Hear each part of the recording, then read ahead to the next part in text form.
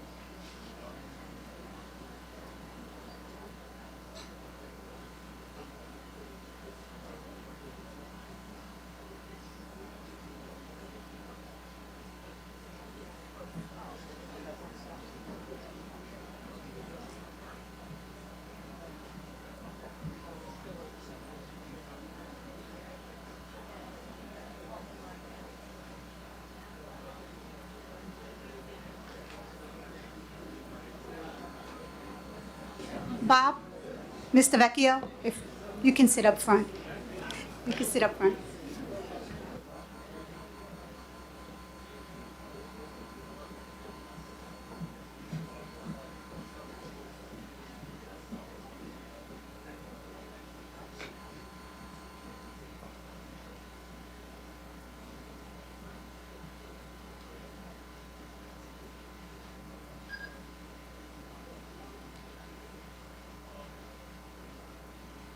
Good evening, everyone.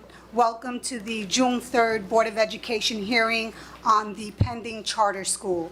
I would like to ask everyone to please rise for the pledge. I pledge allegiance to the flag of the United States of America and to the republic for which it stands, one nation, under God, indivisible, with liberty and justice for all. Thank you, everyone, for taking time out of your schedules to join us. I will now turn this meeting over to our Superintendent of Schools, Ms. Wanda Ortiz-Rivera.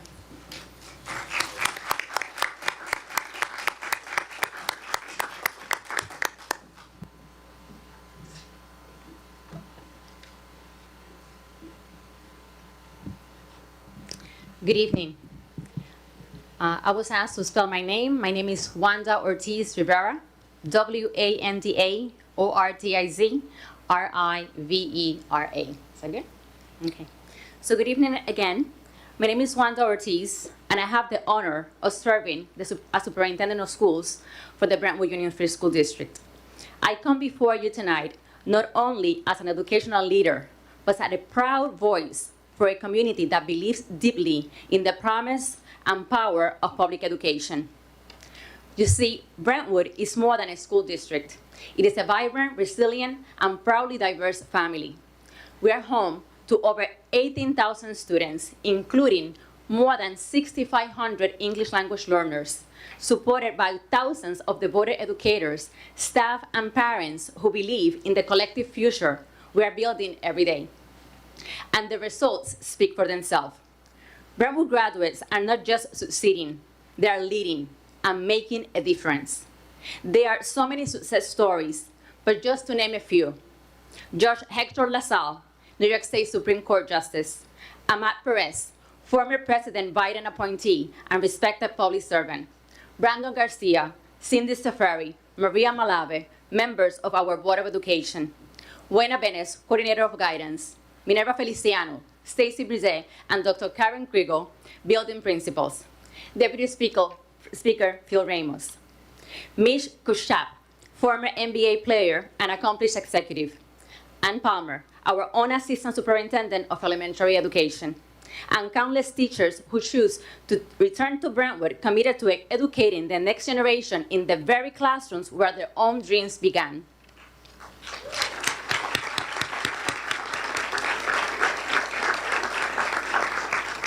You see, that is the Brentwood story, a community that educates, uplifts, and reinvests in its own.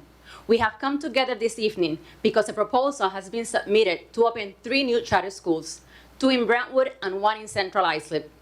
Let's make one thing very clear. We are not waiting to do the work. We have been leading with intention and purpose.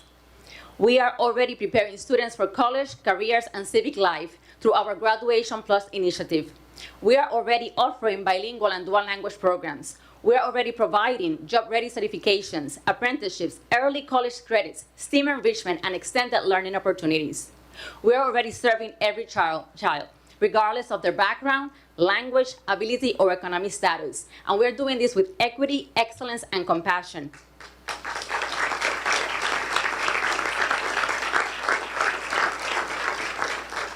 Our Family Community Center is not just a resource hub. It is a lifeline for families navigating housing, healthcare, language support, and more. Every school has a Family Community Plaza liaison, and we have built robust partnerships with community-based organizations to provide wraparound services that support the whole child. And our data confirms what we know in our hearts to be true. Brentwood changes life, and I have to applaud for that. It's so true.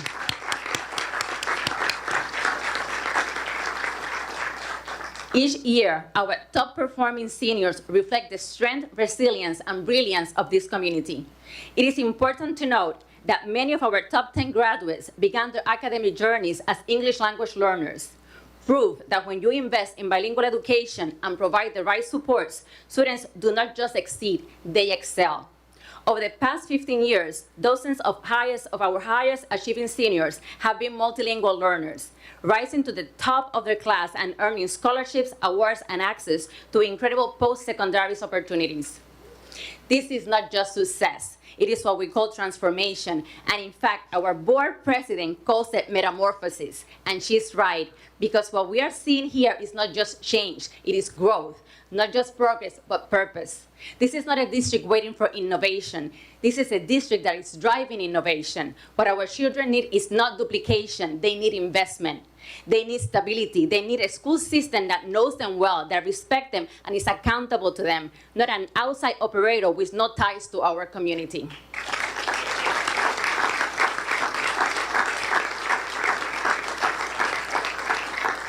Tonight, you will see the data. You will hear the facts. But I ask you to also see the heart of this district, because this conversation is about more than funding and enrollment numbers. It's about protecting a vision of public education that is inclusive, community-rooted, and built to serve every child.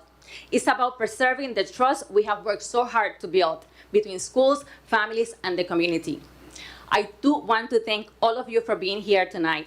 Thank you for standing up, for the child who's learning English for the first time, for the student who just found their voice, and for the family who believes in the power of public education because it changed their life. Brentwood has already shown what is possible in our classrooms, in our halls, and at every graduation. We do not need a new plan. We need to keep supporting the one that is already helping our students succeed.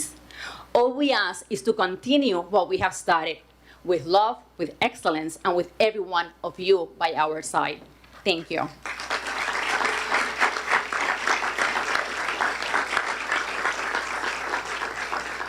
Thank you so much, and I'm going to ask Mr. Deputy Speaker Phil Ramos to come up, Wanda, please. before he begins, Deputy Speaker, if you would just allow us for a moment, our school attorney would like to have Okay. a few words. My apologies. Thank you, Superintendent Ortiz Rivera. Thank you to all of you, and I apologize. Ramos, I'll just take one moment. I wanted to make sure that everyone was able to be heard and transcribed tonight. My name is Candace Gomez. I am an attorney at the law firm of Bond, Shenick & King. We are very proud to serve as general counsel to the Brentwood Union Free School District. And although these new charter schools have been proposed, a decision has not yet been made to allow these charter schools to move forward. So part of the criteria that the State University of New York is required to consider when deciding whether to approve or to reject the charter school's application is something called community need. In other words, whether or not the community supports or opposes the charter school. And therefore, your voices and your comments this evening are very, very important. Your voices make a real difference. We have a court reporter that is watching this proceeding via YouTube, and she is making a written transcript of everything that is said tonight. So for that reason, I am respectfully asking each of you to please speak slowly, to state your name at the beginning of your comments, and to please spell your name, because we want to be sure to capture all of these very important opinions on the record so that we can submit these comments in a written transcript to both the New York State Education Department and to the State University of New York in order to create a clear record of exactly where this Brentwood community stands regarding the issue of a charter school coming into this community. So if you could please do me that favor, I would greatly appreciate it. And thank you so much, Mr. Ramos.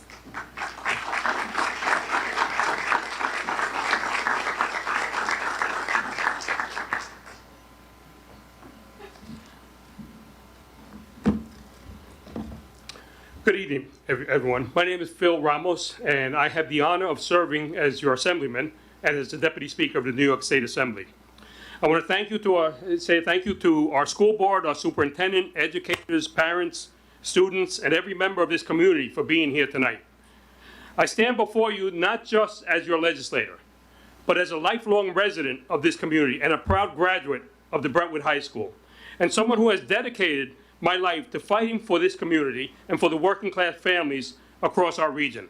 You know, when it comes to charter schools, a lot of people in our community don't really understand what a charter school is. So I'm going to take a moment and just explain the roots of what a charter school is, because a lot of people have this concept that somehow this is an alternative choice for people, and there's a lot of misinformation that's put out there by the charter school people just to confuse you.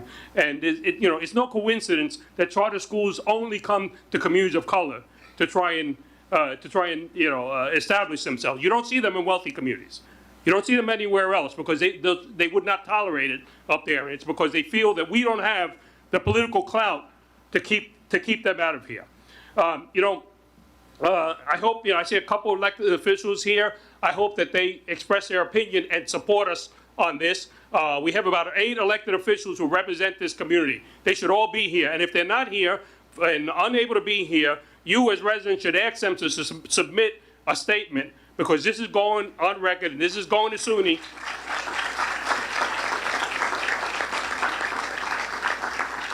And explain exactly what their position, find out exactly what their position is. Nobody should be hiding their heads in the sand. Now, charter schools started with a concept of these very wealthy people, millionaires, hedge fund people, who saw the billions of dollars that we spend on education in our government every year in our state. And they were thinking, how can we get our hands on this money and create a model where we can start businesses? You know, a private school is a private business. If people pay tuition, it's a business, it's a profit margin. But what they wanted to do is create a business in which they didn't have to take money out of their pocket to invest in that business, where they could use state money to invest in the business and they would make the profit, monetizing monetizing the education of our children. That was the whole concept. Now, they caught a lot of flack, and they made some inroads in some communities who lacked political power, but the big argument was, you know, why are you creating a business out of teaching our kids? The bottom line shouldn't be what's important, the education of our kids. So what they did is they changed their model, and they've done it in this case too. So what they did is they create nonprofit organizations so that when somebody says your charter school is a business, they can say, no, it's a nonprofit. Right? But what happens is that nonprofit does not run the school. If you go to Hempstead, you go everywhere else, the nonprofit does not run the school. They hire a management company. That's what's owned by the millionaires. That's what's owned by the private sector. And they contract out, they come in, and they run the whole charter school, and it's just a backdoor way to funnel your tax money into these charter schools. So it's important that people understand this. And the other thing is that, you know, you'll get people say, well, why can't we have a choice? If we're not happy with the public school, why can't we have a choice? What's wrong with a choice? To those people who say that, I want to tell you, it's not a choice. It's a lottery. As much as you advocate and think that your kid is going to get in there, it's left up to the roulette wheel. Your child might not make it into the charter school. Your child might be left behind in the public school minus $4 million. And to the homeowners in our community who think this is a good thing, well, you know, when the public, remember she said 18,000 students here, charter school is only going to take a couple hundred out and take millions away from the school. But the majority of students here, when they're left without football, without soccer, without after-school programs, then what's going to happen is your property taxes are going to have to rise to make up, to be able to backfill what this charter school costs. So it's going to cost every homeowner in this community to make up the money that's lost from these charter schools. Tonight I rise with urgency and with clarity to oppose the proposal to bring this charter school into the Brentwood School District. Let me be clear. I have not spent my entire career fighting to fully fund public education and to stop the expansion of charter schools that drain resources for our classrooms, only to see that happen here and to see those funds taken away. This year alone, I was proud to secure $44.5 million extra dollars for the Brentwood School District because I believe in our students, our teachers, and our collective future. We should not let anybody come in here now that we're finally getting that money. Now, the problem in our schools here and many communities of color is that the whole system of funding our schools is discriminatory. How can you base the funding of schools based on home values? What that means is that a community like in the Hamptons, where you have millionaire mansions, they have a windfall of money for their rich kids there. And then in a place like Brentwood, over here, where the homes have less value, they have less money, and your kids are marginalized. So what we came out with was foundation aid. We in the Black and Hispanic Caucus in the Assembly, we came out with something called foundation aid. Only goes to poorer districts, only goes to communities of color, to even that playing field so our kids can have a fighting chance in the future. We finally clawed this back, and we got the $44 million, and now the charter schools come in to take that money away from us, from our students. That money is our money. The $44 million I got is going directly to the classrooms, into the schools, into programs, into the tools that our children need to succeed. And this wasn't by accident. This was a result of years of fighting through the courts and in Albany to finally secure and fully fund the foundation aid that we're receiving now. Foundation aid was designed to correct decades of injustice against school districts such as Brentwood, where wealthier districts with million-dollar mansions, resources, more enrichment, more access, while students in Brentwood were unfairly left behind. While some districts are flush with money and can send their students abroad to France on school trips, we would struggle to send kids in our budget to the Bronx Zoo on a school. Foundation aid began to close that gap. It meant fairer future for every student in every zip code. And just as that long overdue progress has finally begun to reach our classrooms, just as we start to see the result of years of advocacy and funding, those who have always sought to privatize education are circling back, ready to take it away from us, to take it away from our students. Let's look at what already happened in our own backyard. Right now, Brentwood is losing $2.2 million in its school budget to charter schools outside of our district. If this new charter school, that number is expected to nearly double to $4 million taken away from the Brentwood school next year. And it won't stop there. By 2032, the projected impact of charter schools and their expansion on Brentwood would cost up to $98 million. That's how much they would be taken away.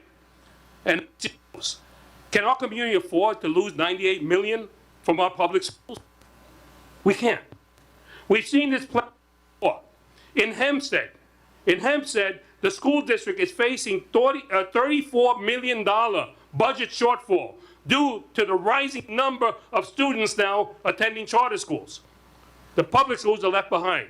And remember, you don't have a choice to put your kid there. Your kid could be one of the ones left behind. The education of our children should not be left up to a roulette wheel. District plans to close an elementary school and make job cuts, and officials are appealing to Governor Kathy Hochul for financial relief. With nearly 4,000 students expected to attend the charter school next year, Hempstead must cover $106 million tuition bill, significantly impacting the budget. And there are those who say, well, but look, what's the problem? Why would the public school complain? The money follows the kid.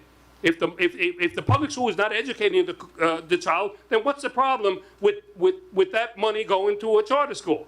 As if there's no cost to the public school. But you know what? Whether a child here goes to the public charter school or not, the Brentwood School District still has to heat this building. It costs the same to heat this building.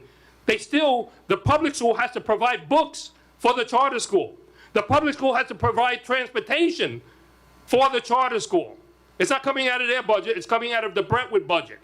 It's costing, in addition to the money they take away, it's costing there. Now, if there's the neighborhood where normally they'll send a bus there, a bus fits around 40 students, right? They'll go to a neighborhood, pick them all up, bring them here. Now, if only one student in that neighborhood is going to that charter school, Brentwood can't send 1/40th of a bus to go pick them up. They have to pay for a whole new bus to go pick them up. And it's unfair to our district, and it's costing you, and it's costing the students who are left behind. We have seen across the state where one grade, they come into a district and they say, this shouldn't have an impact. It's only a couple hundred students. But we've always seen how one grade becomes two become four. Before long, full charter network is embedded right in the center of a public school district and pulling away students and resources and power. That's what's coming to Brentwood unless we stop it. You have school districts in upstate New York, Ramapo, where the charter school people ran people for the school board, their people, and gave away their budget, gave away everything, where the charter schools end up having more funding than the public schools. That's what that slippery slope brings you. And we must also be honest about what charter schools are. Just last week, during a call with the governor's education team, the state admitted that charter schools are private entities. They're going to tell you they're public schools. They are not public schools. They don't have to go by the same rules as the public school. Despite what the application claims, they are not public schools. They are not held by the same transparency, the same accountability. Their teachers don't have to be certified. A lot of them union bust, and what they do is they come and they get students. They'll tell you, no, we accept all students. Yeah, they'll accept all students, but the minute a student starts underperforming, they realize that underperforming draws their average down. That affects their bread and butter, their bottom line. They kick them back to the public school. And the public school doesn't have a choice to send that child anywhere else. They have to accept those students. They have to, and then at the end of the year, they say, well, look at our average. Look how our average is such better. Our education is so much better than the public schools. Yeah, because you kept all the high-scoring students, and you sent everybody else back to the public school. You're comparing apples to oranges. They do not answer to you. It's taxation without representation. You can elect your school board members. If they don't do their job, you can vote for somebody else and take them out. You can't do that with the charter school. Yet, whatever they do affects your tax money, and you can't vote for them. They do not guarantee inclusion for all students. They don't guarantee service, bilingual services, and many other things. They don't guarantee that for all students. They get the pick and choose the higher performing, so they can create the illusion that they're giving a better education than the public schools. And they don't stop expanding once they've opened the doors. Worst of all, the vast majority of these so-called schools have no buildings, no classroom, no teachers, and no experience. The teachers they do have are not required to be certified, and they are selling smoke and mirrors to our community. They don't need to go by the same rules. And that claim, those who claim that charter schools are about choice are totally incorrect. Students who attend the charter schools are chosen by lottery, as I mentioned before. Those in our community who are advocating for the charter school as a choice might find that their children are not chosen. And you want to know the only people who do have a choice? The board members of that charter school. They will come into our community and get a couple of community leaders, and they'll say, you know, we want you to be a board member to give Brentwood a new choice for more education. And these community leaders, they are the only ones who have a choice. The board members are allowed to put their child into the charter school, but you are not. But those board members will come before you here and testify and try and sell you the idea of charter schools because they're getting something out of it. They're getting a choice and telling you you have a choice when you don't. Your child is up to the roulette wheel. Their choice, you know, they're getting taken care of for giving you that sales pitch. This will leave your child behind in the public school, you know, and this will leave your child behind in the public school minus millions of dollars. What they do is they reach out to these community leaders and sometimes known community leaders, you know, to do this. And we had this happen the last time they came around. And by the way, don't feel defeated, you know, because sometimes this is a rubber stamp, because we know that SUNY is in charge of approving this. And last time they approved it. But if you think back, we, you know, before that, charter schools were here one time before. We were able to kick them out. We were successful here in Brentwood. All right, so don't feel defeated. We can do this, but we can stand tough. I have legislation. I asked our community to get behind it. I asked N.Y.C.R.R and the teachers to please get behind it. And what it does is it puts the approval of charter schools back in the hands of our regions. And that's where it should be. Constitutionally, that's where it should be. Why should SUNY be in charge of approval? This is not about higher education. This is about K-12. And the only reason they did that is because they knew that the regions answer to us and answer to the people. And what they want is a separate entity that doesn't answer to us, that we don't have a right to appoint or take out. And this way, they rig it and make a rubber stamp for the charter schools. So I hope you all get behind my legislation and make it a priority. What they say they offer choice, but what they really offer is exclusion, instability, and inequality. They cherry pick their students. They push out kids with disabilities, with English language learners, and those who need the most support. The teachers they hire are not certified, not experienced, and they refuse to hire qualified and outstanding unionized teachers. They don't commit to long-term community partnerships. They don't answer to you. You can't elect them. They don't see our children as future leaders. They see them as data points and dollar signs. They are excluding low-performing students, and they claim that their school is better because of a higher average. Meanwhile, public school students must accept all students, regardless of their performance. They are comparing apples to oranges in order to fool you into believing that they are better.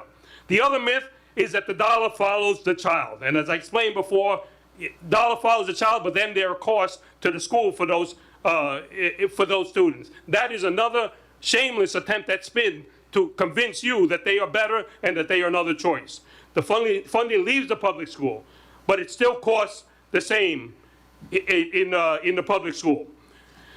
Public schools must pay for and supply the books for the charter schools. If a student is expelled from a charter school mid-year, if mid-year charter school says, you know, this kid is not performing well, let's send him back to the public school before he hurts our average, and at the end, and then the public will be against us. If they do that, they get to keep the money for that student for the rest of the year, and the public school has to fund it, has to fund their education and that you have to fund it out of your taxes. That's costing you. It's not prorated. If one student from a neighborhood attends the charter school, as I said, the cost of transportation is disproportional. Why do you think charter schools come to poor communities? It's because they believe that we don't have the political clout to prevent them. Every time a charter school opens up in our community, we lose a little more power. These schools are not accountable to us. They don't allow our community to elect their board members. If they fail our students, we have no choice, we have no voice, we have no way to make change. And that's exactly what they want, to take away our power. We do not need this because we believe in public schools. We believe in equality, access, and accountability. As the federal government steps back, and you know the federal government is canceling funding for education, and they're backing off from their responsibility to fund our schools. We cannot afford to lose this. As attacks on our communities of color continue to grow, as charter networks quietly move into our working class districts like Brentwood, hoping that we're too distracted to notice, we must be clear. We must be firm, and we must say, not here, not now, not ever. This room is full of families, teachers, and students, and neighbors who have invested in this district, who believe in what they built, who know what the public schools are worth fighting for. Yesterday, I was at a public hearing just like this in Central Islip. The charter school people didn't even have the respect to show up there and speak. They don't feel they even have to address you. They didn't even show up to speak to NCI. Not one of them. Virtually 100% of people who spoke there were in opposition. So I say to the school board and to every decision maker here that is listening, reject this charter school proposal. Protect our schools, protect our teachers, protect our students, and defend the promise of public education for every child, for every classroom, in every neighborhood. I thank you all. May we continue to stand together in strength and unity and with purpose. Thank you. Thank you. Thank you.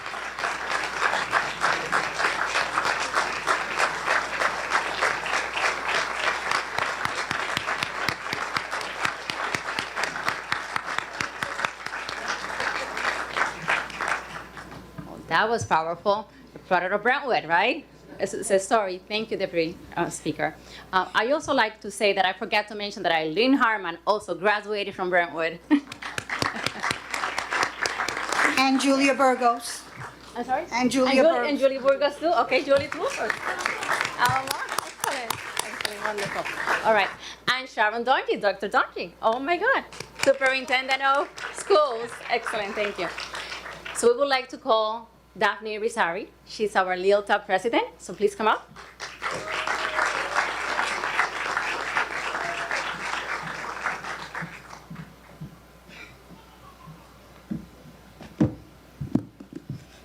Good evening, buenas noches. That's a hard act to follow after Assemblyman Phil Ramos, but I'll do my best. So as it was shared, my name is Daphne Irizarry, Daphne D-A-F-N-Y, Irizarry I-R-I-Z-A-R-R-Y. And I'm the founder and president of the Long Island Latino Teachers Association, better known as LILTA. We are a not-for-profit with the mission of increasing graduation rates, higher education enrollment, retention, and completion. And I stand before you tonight not in opposition to innovation and educational opportunities for the students and the families of Brentwood.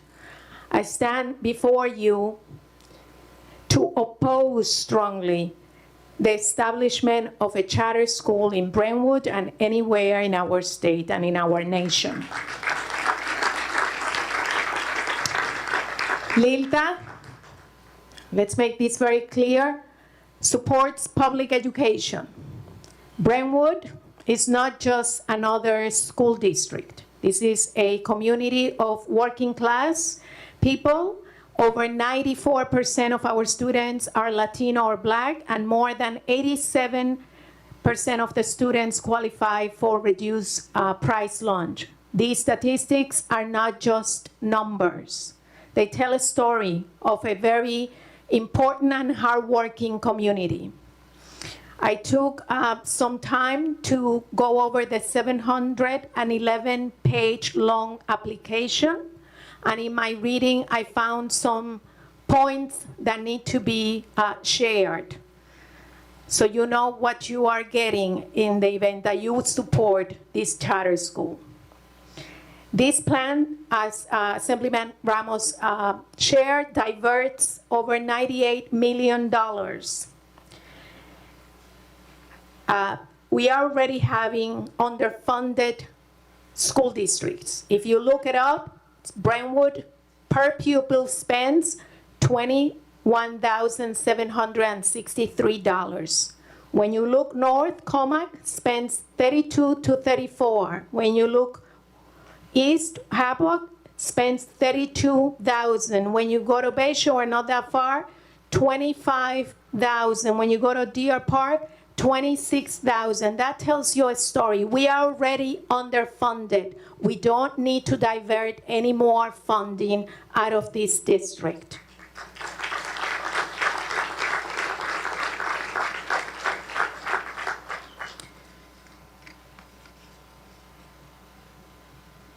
We should also take a look at the teacher credentials and qualifications. When you read the application, you do see that not every teacher needs to be certified. Yet, you demand that this board hires 100% of the employees here, 100% of the teachers are certified teachers. 88% of the teachers in Brentwood has 3 or more years of experience. What you're going to get at a charter school is unqualified teachers, teachers with very little experience, and in addition to that, you're going to get teachers who are going to be trained by other people who are still not certified. So how are they going to fix the problems that they claim with less experienced teachers and less qualified teachers than the ones you have in the district? How are they going to answer that? With less, they're going to graduate more students? Perhaps, if they use that tactic, that strategy, that they don't take all students. I want to know how many SIVE students do they serve in their programs. I want to know how many newcomers, 16, 17 years old students that just arrived from another country, they're going to take into their charter schools and help them graduate. They're not. So don't drink the Kool-Aid. Don't drink the Kool-Aid because it's not true. Not only that, when you hire teachers or any employee here, any staff member, you read their resumes. You want to know if they're qualified, if they have experience. Go to the application tonight. Take an opportunity. They're all redacted. I don't know what qualifications have. You're going to give your money to people that you don't know they're qualified to do a job. Does that sound smart to you? Not to me. You wouldn't expect this board to hire people where you cannot even read their credentials. So, in addition to that, another thing that troubled me was that they claimed one of the most important things that they want to address is a strong ESL, ENL, bilingual, and special ed program for their students. I don't know too many strong ENL bilingual programs, dual language programs in the state that is as good as Brentwood dual language program. You have one of the best programs, not only academically, but you make sure to hire bilingual social workers, other support staff. You provide translation for parents. You have parent center. They're not proposing any of that. So they want to address issues. They don't even have the expertise, not the commitment in their application to address. So again, don't drink the Kool-Aid because it's not happening. So in closing, this charter school only duplicates services, and in that takes away funding. They're not going to match what Brentwood is already doing, and the many more things that I know Brentwood will do. They're trying to have a parallel system with no transparency and no accountability. So, Lilta stands with you, with your students, with your families, with your teachers, with your board, against charter school. Invest in public education. Have a good night.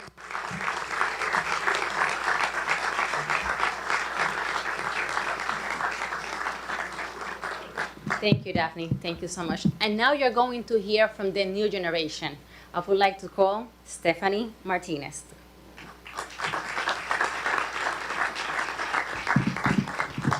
Hi, hello, my name is Stephanie Martinez. Good afternoon, everybody. Today I want to share what AFJRTC truly brings to the table and how it's profoundly impacted my life, as well as the lives of my fellow cadets.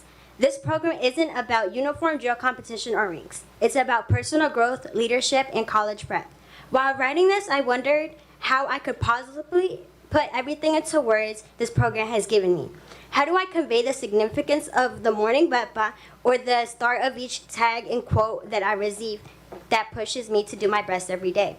These small but powerful moments have shaped my mindset and inspired me to strive for excellence.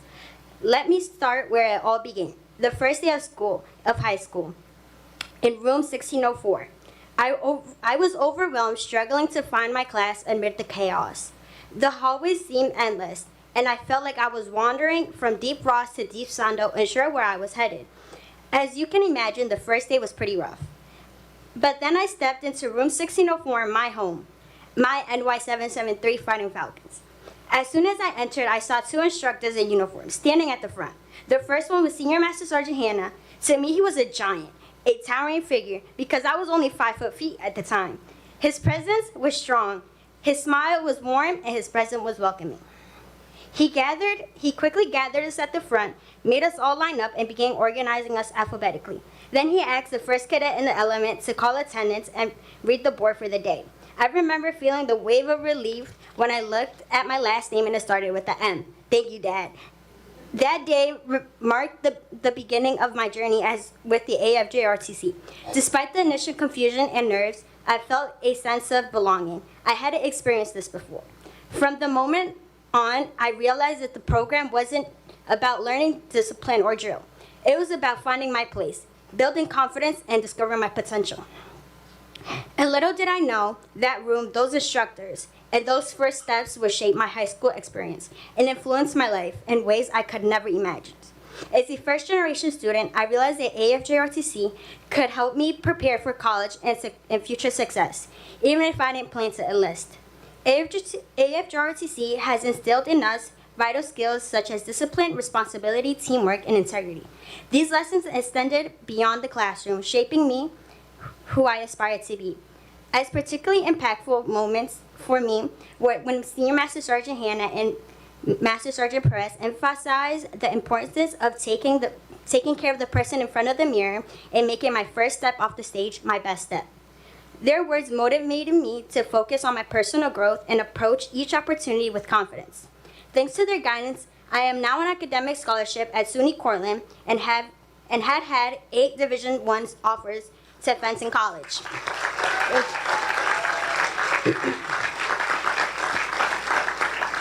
These achievements, I thought they were once out of reach. I am living proof that the wisdom shared by our teachers make a difference. When I received my ASSET scholarship, Senior Master Sergeant was there to celebrate with me. I felt immense pride knowing that I was carrying forward the lessons and encouragements of those who believed in me. AFJRTC has given me confidence in my leadership abilities and inspired me to pursue my goal. I once considered impossible. I've seen how cadets support each other through challenges, creating a brotherhood and sisterhood that motivates us all to become better individuals. For many cadets, AFJRTC has been more than a program. It has been a catalyst for character development, clarity about career path, and straightened work ethic. It teaches perseverance, responsibility, and the important service to others. AFJC isn't just about uniforms or drill teams. It's about community, belonging, and family. It's my dinner table, where laughter and conversations flow freely. It's where I see everything I once thought impossible become reality. It's the place where we sing karaoke together, meditate with our ROTC mom, Mrs. Hannah. It's where we toss water balloons together at picnics, creating memories that will last a lifetime. It's at banquets surrounded by fellow cadets, sharing our achievements, dancing in unity, and celebrating our growth. It's the moment of our last salute to Senior Master Sergeant Hannah. feeling the pride and the love of our extended family cheering us on. It's where Mrs. Wanda Ortiz hands us a book about public speaking, symbolizing our journey towards confidence and leadership. It's where we celebrate our two-time Distinguished Unit with Air Merit and recognize our Instructors of the Year, a testament to strength and dedication to our team. To me, AFJRTC is more than a program. It's a home. It's where my heart is and where I found my second family, my purpose, my future. Thank you, Senior Master Sergeant Hannah and Master Sergeant Perez, for all your support. Thank you.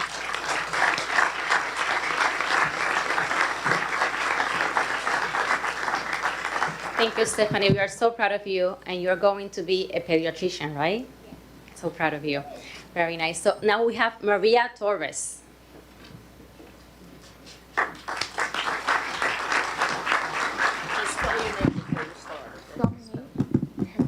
Good evening, everyone. My name is Maria Torres, M-A-R-I-A-T-O-R-R-E-S.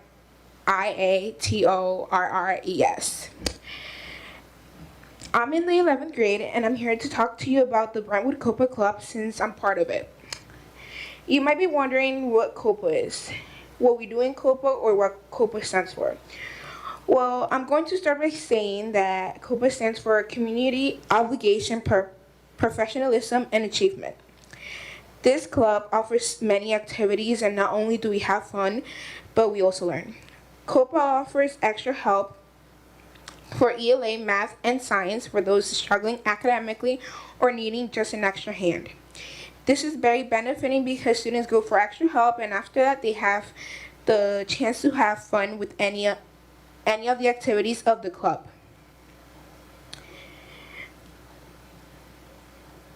COPA Club offers basketball, volleyball, soccer, art and dance, and photography. Right now, I'm part of the photography group. The reason that I joined the activity was because I saw it as an opportunity to learn a new skill for free. We recently had a expo here at the high school. As you can see around, these are some of the works that we did. These are my classmates' biographies. We had teachers, COPA members, and some of the administrators here today. And I was just so proud of the work that we did, and see people so amazed with their work. And this couldn't be done without the help of Miss Cecilia and Miss Ricciardi, my photography teacher, and Mr. Martinez, the one that runs the club.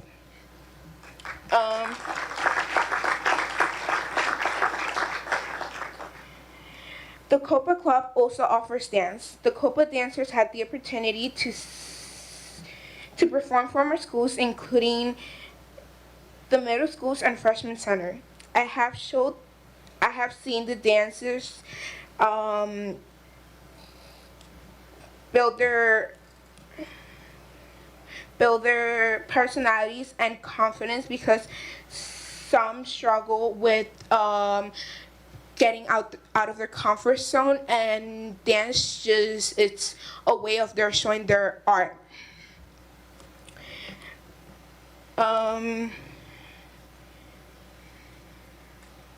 I think these are some great activities because this is where students come together to unite and play as a team. They challenge themselves to new things, and these activities also keep them active physically and away from social media. I am so thankful to have a place like COPA where I can grow and have fun. Thank you so much.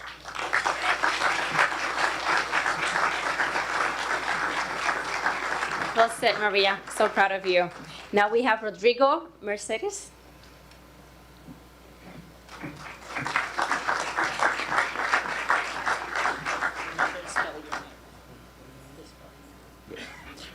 Rodrigo, R-O-D-R-E-G-O. Hi, my name is Rodrigo. I am a 8th grade student at Brentwood High School. I only have been in the United States for 2 years. Next year, I plan to study biology through the early college program and Suffolk Community College. A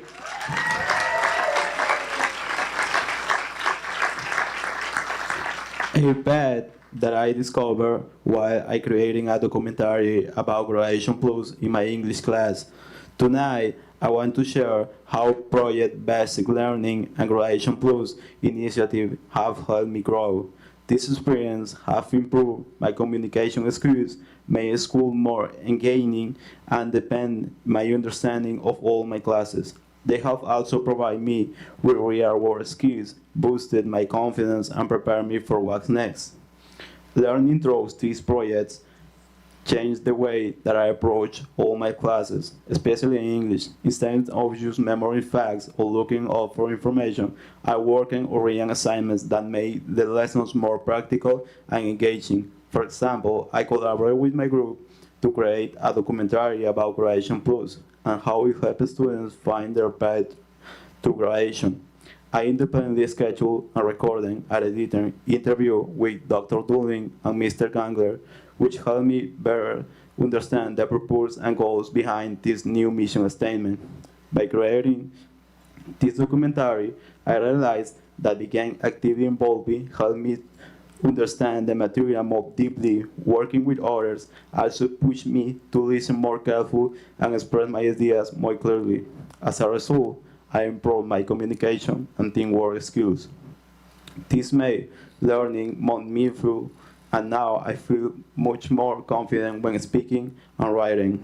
This initiative and Brentwood High School have helped me grow focusing on success, personal development, and empowerment.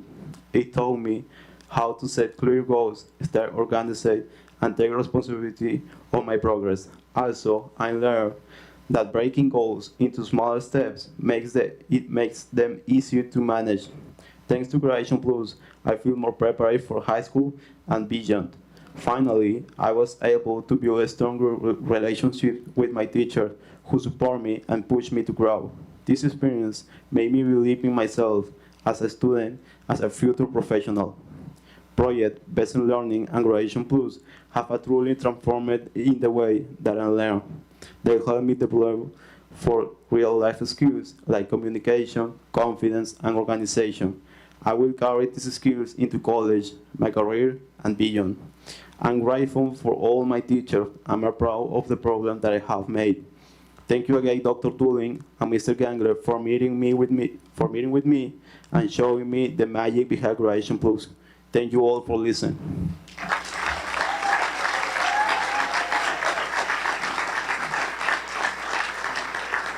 Now you can see why we are so proud of our students and our teachers. Thank you so much for all that you do. Sorry, I can't help it, but they make me cry all the time. Thank you so much. We have one more person that wants to speak, and I believe is Mr. Vecchio here. Oh, you're right here in front of me. Thank you. Thank you so much, Mr. Vecchio. Come over here. I always hate following students. Give them another round of applause. They did an amazing job.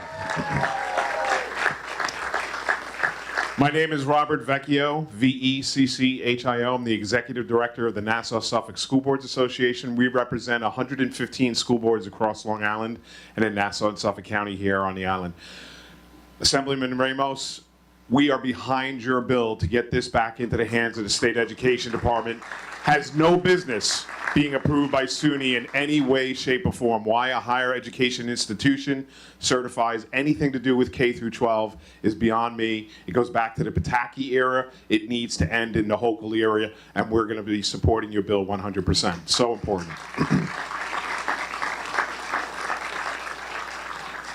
Charter schools are not public schools. Charter schools are run by private entities. Charter schools divert public money into private corporations.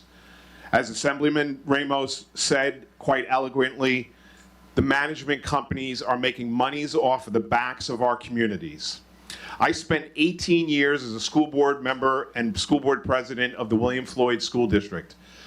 A lot of struggles socioeconomically. We had to deal with the Riverhead Charter School, and just like you're hearing here tonight, the JROTC program, the COPA program, the virtual enterprise program that's here in the school district? How about the science research program that you guys have here that have been sending semifinalists to the programs? You're not going to get that at Academy Charter Schools. You're not going to get to vote on a school budget for the Academy Charter School like you do here in Brentwood. It's less transparent, less accountable to the public. I always advise brand new board members, Hassan, you might remember this, I said as a newly elected board member, and I said it to anybody that comes to our dinners, do not buy ice cream in the supermarket after you get elected to the Board of Education, because you're accountable to the public, and by the time you get to your car, the ice cream will have melted, trust me. Because every parent under the sun wants to talk about what's going on in their school district. That's local accountability, that's local democracy at its most grassroots level. Let's talk about the financing. Assemblyman Ramos is 100% correct. The tuition payment that goes to the charter schools is not portable because those expenses here at this home school district will still be here. You will pay more for less at a time when the school districts like Brentwood, Central Islip, William Floyd, the high needs districts in the state waited 17 years to get that full funding for foundation aid. It's not time now to hand that funding over to a private entity that is accountable to nobody. Let's talk about the billing practices for enrollments. Our district was constantly fighting for not paying bills for students that we knew were back in our building. That is unacceptable and needs to be cracked down by the state comptroller's office for improper billing practices, and gosh darn it all anyway, sometimes it could be downright fraudulent. They delay their billings to school districts on purpose. They will send students back and you're going to pay for an entire year of services, so you are double paying for that student when they do it. They do not serve all students. They serve all the students that they want, not all the students that are in a community.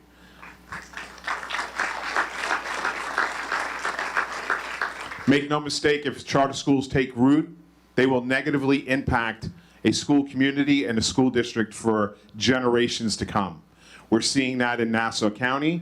We've seen that out in Riverhead. We've seen that out in other parts of this state. We cannot and we will not see it here in Brentwood or Central Islip.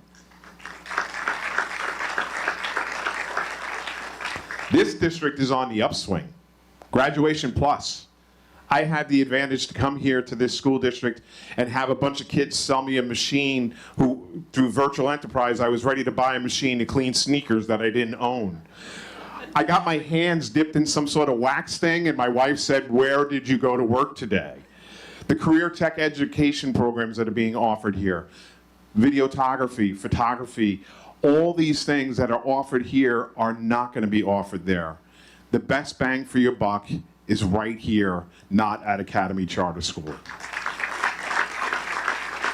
So make no mistake, the Nassau-Suffolk School Boards Association and our 115 members of boards across Long Island strongly oppose this application for Brentwood and for Central Islip, and we will continue to oppose that, and we will continue to work with our elected officials like Assemblyman Ramos to get this approval process back in the hands of the State Education Department and to change diverting public taxpayer money to going to private entities. That is not public education. Thank you very much.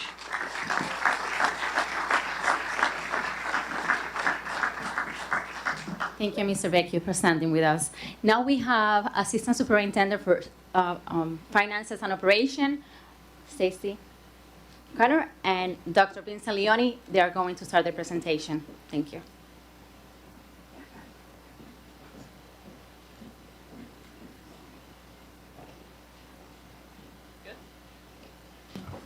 Okay, thank you everybody for coming, and everybody online who's watching. I believe I'm going to repeat a lot of what you heard thus far, but I'll go through it anyway. So why we are here, we received an application for 2 charter schools within the Brentwood School District, within our boundaries. So when we received that, we're required to have a public hearing. Within the public hearing, that's to inform our community about the proposed charter. And we want to hear from everybody who's here. We want to hear from the community, from our parents, our staff, even the charter school itself. We want to hear why they feel we need a charter school within the community. So what they're saying is they're, I believe, looking for a location. They don't have a location. Good luck finding suitable property within the Brentwood borders. We just purchased a building, down the road, and, we're going to turn that into an educational facility because we need additional space. So we're going to collect all of the comments, as Ms. Gomez said, and excuse me, STACYO''CONNOR, Stacy O'Connor. And we'll send that up to the state, both to SUNY and to the State Education Department. So there are different paths to approve a charter school. There are 3 different ways it could be approved. One is through the New York City Department of Education. That wouldn't impact Brentwood School District. Another is through the Board of Regents, but what the Academy Charter School is doing is taking the route of through SUNY. And then there's some legal framework that you can see there as to the laws that it actually impacts. So what are charter schools? We heard that technically they may be public schools, considered public schools, but they operate under very different rules, which we just heard. They have far less restrictions than the traditional public school here in, in Brentwood and CI. They don't have budget votes, so we go through 5 months of budget meetings, of presentations, of community input to support what we're going to do with our budget dollars, yet a charter school wouldn't have to do that. There's limited input, if any at all, into a charter school, yet we're having this hearing right here to get that input. We seek that input, and we have several meetings in several venues, our board meetings, our workshops, our town halls, just to solicit that input from our community. And of course, there's no vote for the Board of Education. The directors are simply appointed, so you have no representation within that charter school. Charter schools operate as long as they're successful, so they can be closed if we see that their test scores aren't where they should be. They're intended to offer flexibility, but my colleague here is going to talk about the flexibility and the innovation that we already have within our buildings and that we're offering each and every day to every child that we serve, all 18,000. And if you look at studies on charter schools, most indicate that they haven't consistently fulfilled their mission to offer that flexibility and innovation. So I'm going to turn it over now to my colleague, Dr. Vincent Leone, and I'm going to come back a little later and talk about that finance, those big numbers that you heard earlier, that almost $100 million that we stand to lose if they bring the elementary school and the middle school here within the Brentwood borders, and I'll break that down for you. But now, Dr. Leone. Thank you, Stacy, and good evening to all. My name is Dr. Vincent Leone, last name Leone. I'm the Director of Programs and Policy here in Brentwood. And a little known fact about me is that up until I was in 5th grade, I attended a private parochial Catholic school. Until one day in 5th grade, during lunch, on a table, there was a beautiful bowl of red apples. And next to the bowl of red apples, there was a note that said, "Boys and girls, only take 1 apple. God is watching." Now, at the other end of the table was a beautiful tray of cookies, and I just couldn't help myself. So I wrote a note to the student body and said, "Boys and girls, take as many cookies as you want. God's watching the apples." Folks, and so ended my career as a student in the parochial Catholic school. The very next day, I was returned to the public school in Long Beach. So that was 19, who knows, none of your business, what I'd like to say a very long time ago. But it is still the same as we've established here this evening. Charter schools function, may not be exactly the same as private schools, but they function extraordinarily similar in governance, accountability, transparency, and in selective attrition. The selective attrition, that Mr. Ramos spoke to so effectively. So, we're going to share a lot here this evening. This is very, very important. Some things will be repetitive. We're going to share numbers, going to show tables. If you ever get, if you're confused anywhere along the way, remember, God's watching the apples. Let's talk about the Academy Charter School and the application, the 711-page application that was delivered to us in the dark of night, and some of the concerns that we found with the application itself. Undermining of district resources and fiscal impact. So there will be significant financial drain on our school district, which will impact programs. And Stacey O'Connor will talk about that more in detail in a little bit. Duplicative services, as you have heard. The services that are being proposed in this application, things that folks want to do, hope to do, have plans to do, we are already doing and doing with excellence here in Brentwood. It is absolutely duplicative, it is redundant, and it is not additive. And then economic stratification, so that's selective attrition. You know, folks who are proponents of charter school will talk about choice, and this may be a little bit repetitive. There is no choice. There's no choice for parents. There's no choice for families. There's no choice for the community. The only choice that exists is choice for the charter school and who gets to stay with them and their bottom line. In the Academy Charter Schools application, there was weak evidence of demand or support, lack of robust community support. The application itself explicitly admits community outreach was limited and rushed due to a compressed timeline. Fewer than 200 signatures were collected, notably fewer than the 600 students projected by year 5. In essence, the application prioritized speed. Let's get this done. Let's get as much money as possible, as fast as we can, as opposed to quality. Survey limitations. The surveys themselves lacked validity, the validity and reliability needed to support a claim of widespread demand. A requirement of the application is that the applicant has to demonstrate a widespread demand for the school in the district. They cannot do that. They have not done that. They will not do that. Reliance on faith-based and informal networks. So the outreach, which was communicated through this application, relied heavily on exclusively on faith-based organizations, leaders, and informal networks, raising questions of transparency and neutrality. Enrollment and equity concerns. The application itself, as submitted by the Academy Charter School, shows under-enrollment of English language learners and students with disabilities compared to district averages where the schools are currently operating.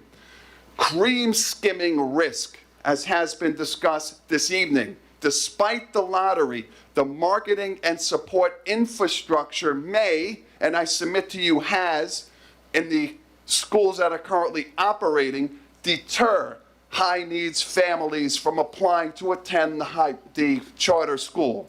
So our immigrant families, refugee families, SIFE students, our students most in need, are not applying to enroll in charter schools. In the Academy Charter School, questionable replication model and facilities readiness. There's an insufficient track record in Suffolk County. Wyandanch is the only Suffolk-based academy site, and the proposal notes that tax to Brentwood would require additional operational coordination from a central team located 35 miles away. Good luck. Facility uncertainty. No facility is secure. This raises concerns over siting, zoning, and transportation that affect BUFSD's operations and planning. And most importantly, lack of meaningful partnership with the LEA. Ladies, gentlemen, There was no evidence of district collaboration in this application. The application contains no formal partnership, consultation, or needs assessment with us, the BUFSD, despite proposing to operate within our geographic boundaries. That contravenes SUNY expectations. The RFP encourages authentic stakeholder engagement, including with the LEA. The proposal is one-sided and externally imposed. The fact that the individuals who prepared the application, 711-page application, did not consult with this school district as required by the RFP should disqualify the application in and of itself. And I'm going to go so far to say is that we should not even wait for SUNY to dismiss the application on those merits. I would ask the Academy Charter School themselves, based on this fact, which I consider to be shameless, to themselves withdraw the application with the deepest apologies to this community for the resources we've had to spend to convene this meeting. Let's talk about charter schools in general. We've talked about, and there's been mention of charter schools not living up to their promises and really not supporting student success. And then we're going to look at some specifics as presented in the Academy Charter School presentation. Teacher turnover. Nationally, 25% of teachers in charter schools leave early. That's an extraordinarily high number, and it's higher at Academy Charter Schools. Enrollment of high-needs students, we know this. Charter schools enroll and support far fewer really high-needs students. We'll see some specifics in a moment. Chronic absenteeism. This statistic almost fell out of my chair. From the OCS, Office of the Comptroller, in New York State, 52.1% were chronically absent. Students enrolled in charter schools in 21-22, 52.1%. That's staggering, and speaks to a culture of buildings that students don't want to go. Let's look at some numbers, some tables. Remember, God's watching the apples. Look at the enrollment numbers for Brentwood, 17,902. You look at the numbers of the Academy Charter Schools. These next several slides are organized looking at Brentwood, our school district, as compared to the charter schools in Hempstead, Uniondale, and Wyandanch. 17,000, almost 18,000 students in Brentwood. And you look at the enrollment in the Academy Charter Schools. This is why. As Mr. Ramos suggested, the comparisons that people make for performance between our school district, our schools, and Academy Charter Schools are disingenuous and intentionally misleading. To say it's apples to orange will be a real understatement. Look at the percentage of L's that we serve in Brentwood, 37%, as compared to the Academy Charter Schools. In the subsequent columns, L's with IEPs far outpace. Look at the SIFE students, students with interrupted formal education, our most vulnerable kids, 0 educated in those charter schools that are currently operating. Students with disabilities, we far exceed. Selective attrition, as has been suggested repeatedly here today. And of all that, the attendance rate in our school district is still better than the Academy Charter Schools. This data is from 2023, 2024. This is a high school slide and speaks to high school performance on Regents exams. While there's no high school proposed for Brentwood, there is in our neighboring district, our partner Central Islip. So because there's going to be a full charter organization proposed, we felt this information was instructive. When you look at results from Regents exams, these are levels 1 through 4, State Education Department report card. 1 is bad, 4 is good. You'll notice that our school district, our high school, either equals or is better than the performance of the Academy Charter Schools, whether our 12th grade students. Equals or is better than. And if you look at the secondary chronic absenteeism rate, we are far below that of the Academy Charter Schools. Our kids want to come to school here, certainly more than they do in the Academy Charter Schools. And this slide, good grief. This, if you want to fall out of your chair, here it is. Teacher turnover rate for all teachers. Look at the first row, 9% turnover rate for all Brentwood teachers, and look at the percentages for the Academy charter schools. 1 out of every 3 is turning over in those schools. There is nothing more important than relationships, and particularly relationships between teachers and kids. If you have this revolving door where so many teachers are turning over, how do you propose that you're going to improve outcomes substantially for children in this district? Inexperienced teachers. If you look at the average of the 3 Academy charter schools in Brentwood, 22%. And the only reason we have so many teachers that are inexperienced, 2 years or less, is because we've vastly expanded programs. We've hired in every elementary school a psychologist, a social worker. We've hired library media specialists. We have began so many programs, it's beyond belief. So give them a year or 2. That number's going to go down. Inexperienced principals speaks for itself.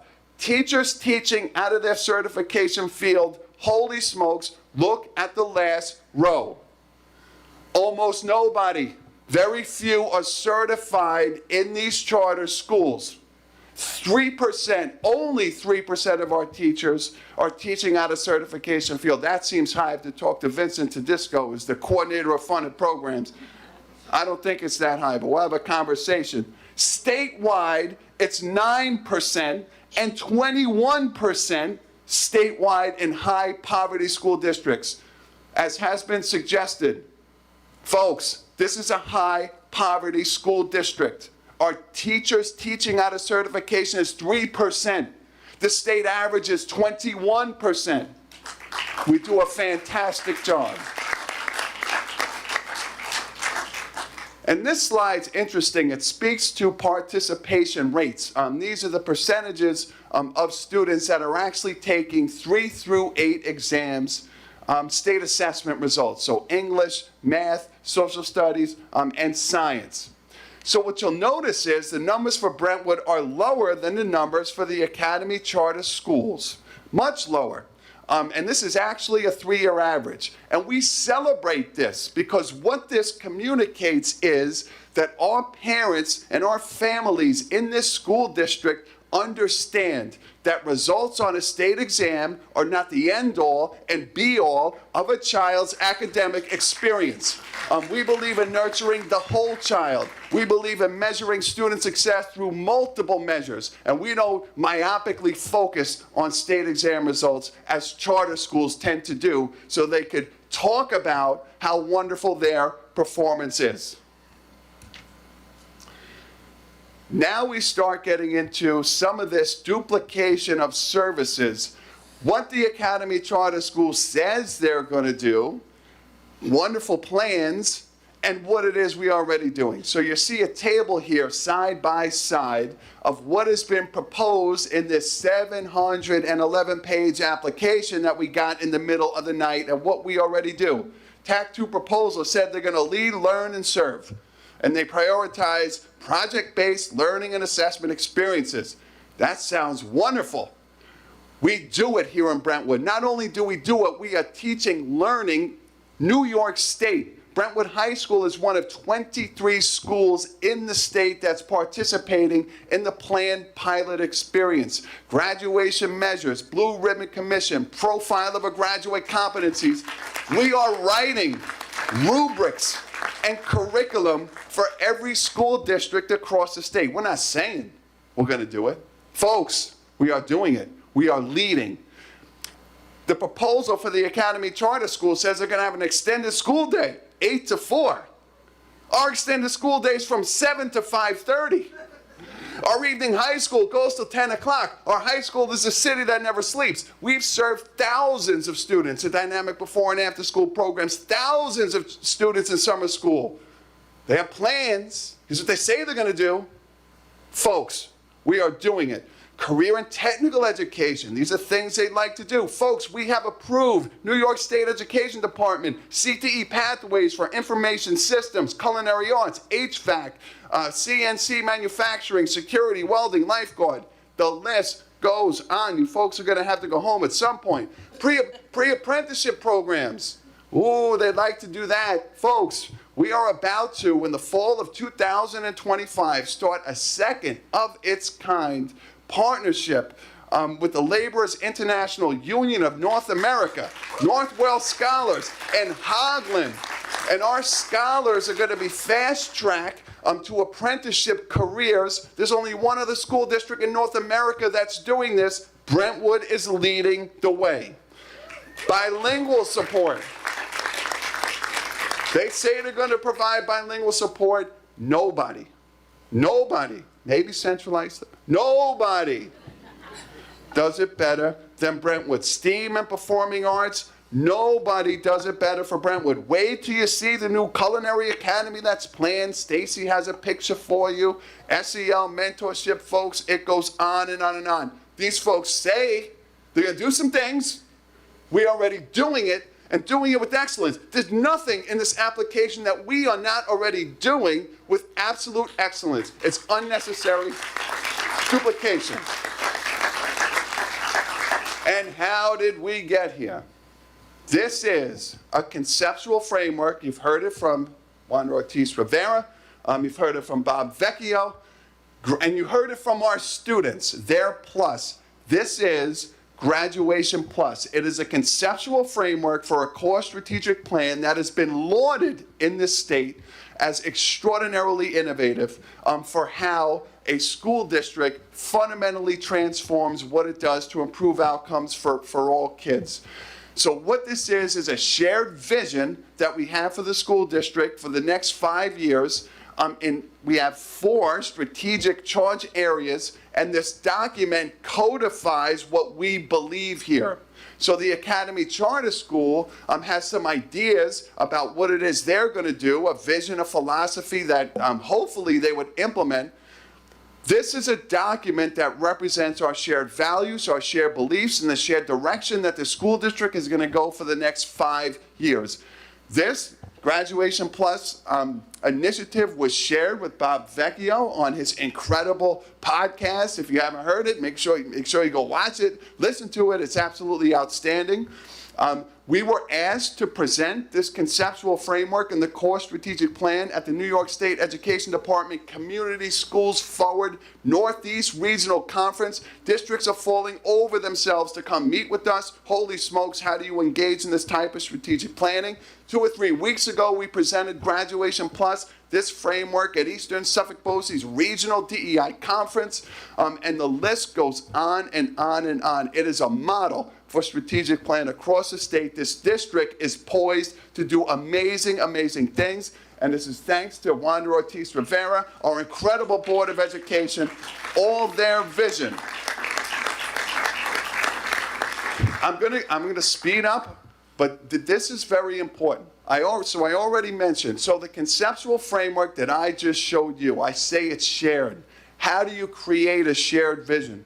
I mentioned that the Academy Charter School didn't pick up the phone and even give us the courtesy of a phone call to tell us that they were going to propose a charter school in our catchment area, that their outreach was extraordinarily limited in its scope. I want to describe to you the type of community input that we gathered to inform our 5-year core strategic plan. Just recently, in April, over 6,000 stakeholders participated in a survey. 6,000 students, families, and staff related to Graduation Plus, things that we're doing really, really well, and their suggestions for how we can improve. Our superintendent, Ms. Wanda Ortiz-Rivera, has convened roundtables with all sorts of groups of children. Take a look at teaching scholars, our COPA students, Girls Inc., Girls United, Student Council, My Brother's Keeper, the list goes on and on and on. In November,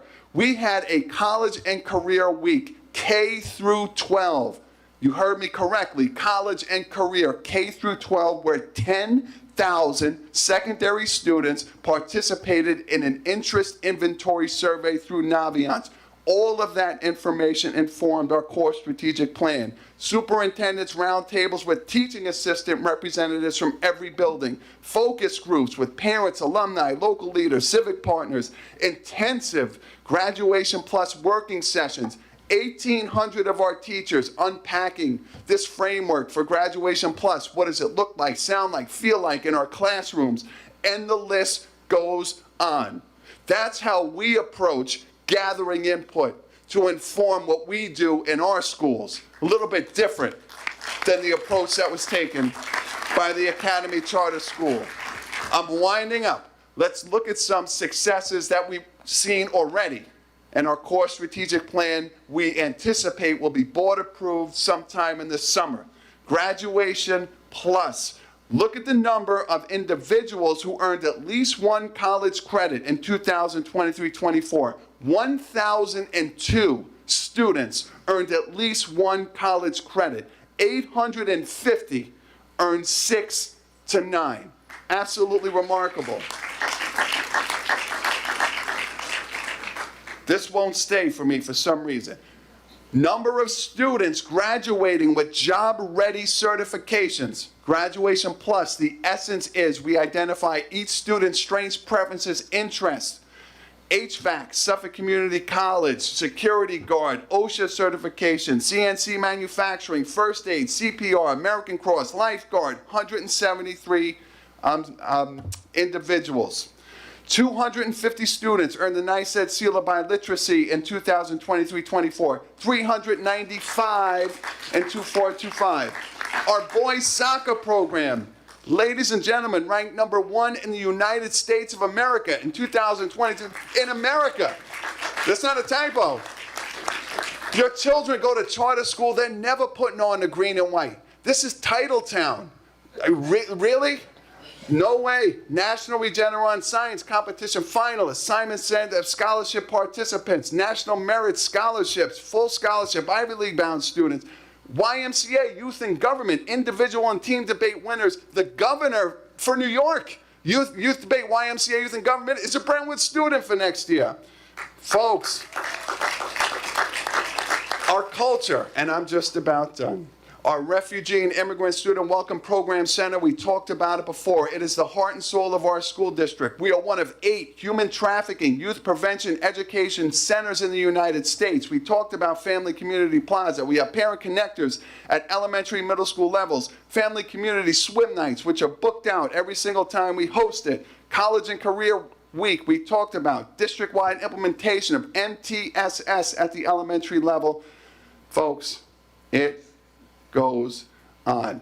We have robust partnerships, community partnerships here. We didn't have enough room on the slide. We take very seriously all of our partnerships. These are our industry partnerships for Graduation Plus. And with that, I will take a breath. I will say thank you for providing the time. I will reiterate, I was heartbroken in 5th grade when I was told I could not return to the Catholic school because of the incident. It will always be known as the incident. It happened to me. It's happening to others. We do everything that's proposed in that charter with absolute excellence. We do not need duplication. We need investment. Thank you.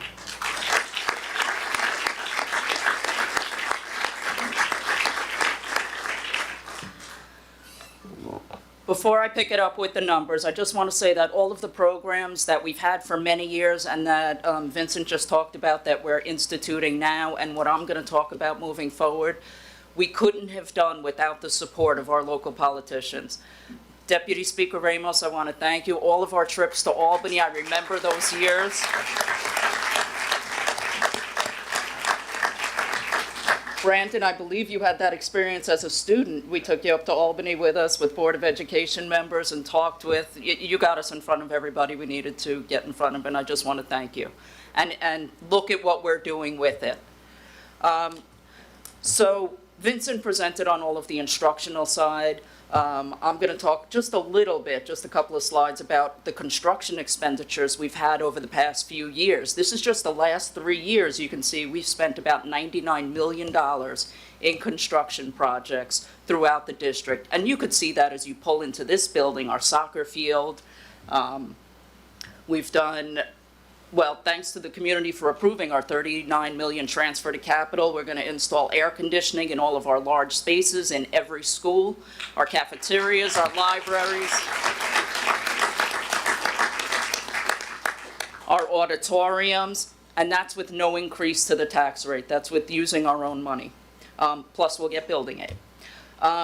All of our new science labs that we've done over the past couple of years, we have a number of science labs we're going to do this summer as well. The remaining libraries at the secondary schools are going to be done this summer as well. We've done a number at the elementaries. We still have some more to go there. We're doing, I believe, 5 cafeteria renovations. We have auditoriums coming up the next 2 summers, 26, 27, and we're doing bathrooms all over the district. Security enhancements, our cameras, our vape detectors, our playground monitoring systems, blind spot cameras, just adding additional. We have so many enhancements going on there. Even our monitoring rooms, we have 2 fully outfitted rooms where we just have TVs and we have guards monitoring them. Our soccer field, our football field, our tennis courts, and also, as Vincent mentioned, our future culinary building. Isn't that beautiful?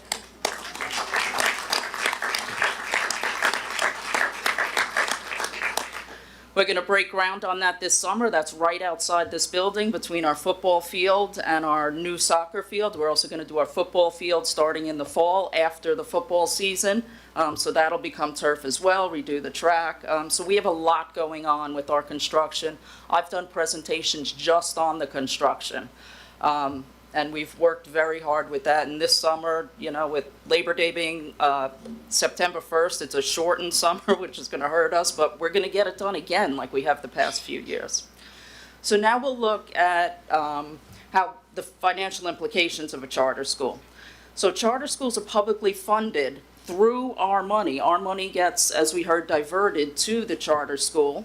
Although, and you've heard this already tonight, it's not just okay, you move the money over, the students there are no expenditures for the public schools. That's just simply not the case. We have 11 elementary schools. If they're going to pull from each elementary school, 10 kids here, 10 kids there, there's no savings to us. We can't collapse a class. We still have to use just as many buses to get to that school. We still have to heat the buildings. We still have all the same expenditures, yet a significant amount of money per student is going to go to that charter school. Which leads to the potential cuts to programs, and we'll see just how much. I have a summary here of the dollars, which you've heard some of these numbers, so I'm going to go right into the detail. So they're proposing to open in 27-28 school year with 300 students. There's an estimated tuition rate. I look back 10 years on charter school tuitions and how they've increased. They've increased 5.31%. So if all 300 kids come from Brentwood, the estimated tuition rate, based on this year's tuition rate and using that increase, would be $23,750. That equates to over $7 million. That is just in tuition costs. There are additional costs that you'll see.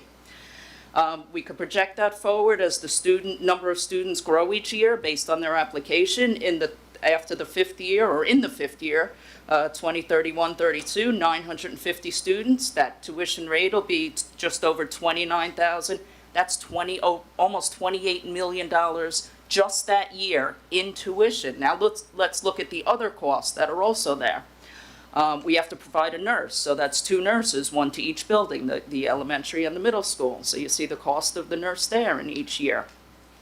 There are certain materials aids that would be foregone within our schools, software, hardware, aids like that. And also transportation. Again, if we're taking a handful of students out of each building, it's not going to save us any buses, and you heard that from a couple of speakers tonight. It's absolutely true, yet I'm going to have to take buses and send them to other locations. And it's not, the elementary schools work in like a catchment area, so the buses have very short routes because they're only going in a certain area within the school district. We're going to have to cover the whole school district to go to the charter school, so it'll cost me even more buses. So if we look at the total of those expenditures, again, these are general fund expenditures too. General fund is that budget that you vote on the third Tuesday in every May. So that's another 10 million over those 5 years. There are also some federal aids that we would have to forego if the students travel to the charter schools. This is special ed. I used the 12% of enrollment based on special ed. I don't know what that will be. I just used an average of 12%. And you could see that we would lose in our IDEA grants almost $700,000. If we look at our title grants and multiply it by the full enrollment there, we'd lose another $1 million over those 5 years in just the title grants. If we, the next slide looks at that all together. The first 2 slides are the general fund column, then IDEA, which are special education, our title grants. That is nearly $100 million over that 5-year period. We simply couldn't operate all that we're doing now without that funding, and with only a handful less students. So it would have tremendous impact on what you see here.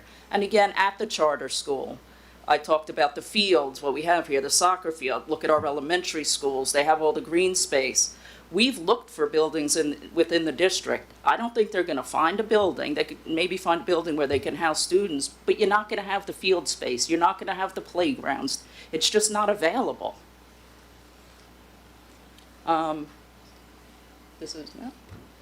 Now we're gonna hear from Matt Gangler, who will talk about some of our initiatives going on.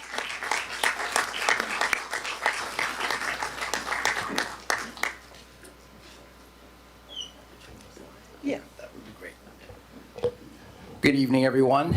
Matt Gangler, last name Gengler, and I'm Assistant Superintendent of Secondary Education. What we want to share with you right now, some of you already know. The folks that are here in the district, the staff, teachers, administrators, already know that some of the things that are going on. And as we talk about the Graduation Plus, I just thought I would like to go ahead and give it some color, some photos, if you will, to really go ahead and shape kind of what's going on here in the district. And the lens that I want you to really try and understand and look at is that these things that we talk about, here are the faces, here are the kids. These are our students who are finding their voices, who are empowered, and they're not only learning to pay it forward, our kids are giving it back. We are building relationships with our community through our organizations, our clubs, and our activities, and we are extremely proud of My Brother's Keeper. And as we share this slide up here, not only of our students, but the idea that these students go down into our elementary schools, they work with our students, they engage in projects, they become role models, they build connections right here in Brentwood. We are also most proud of our Family Community Plaza.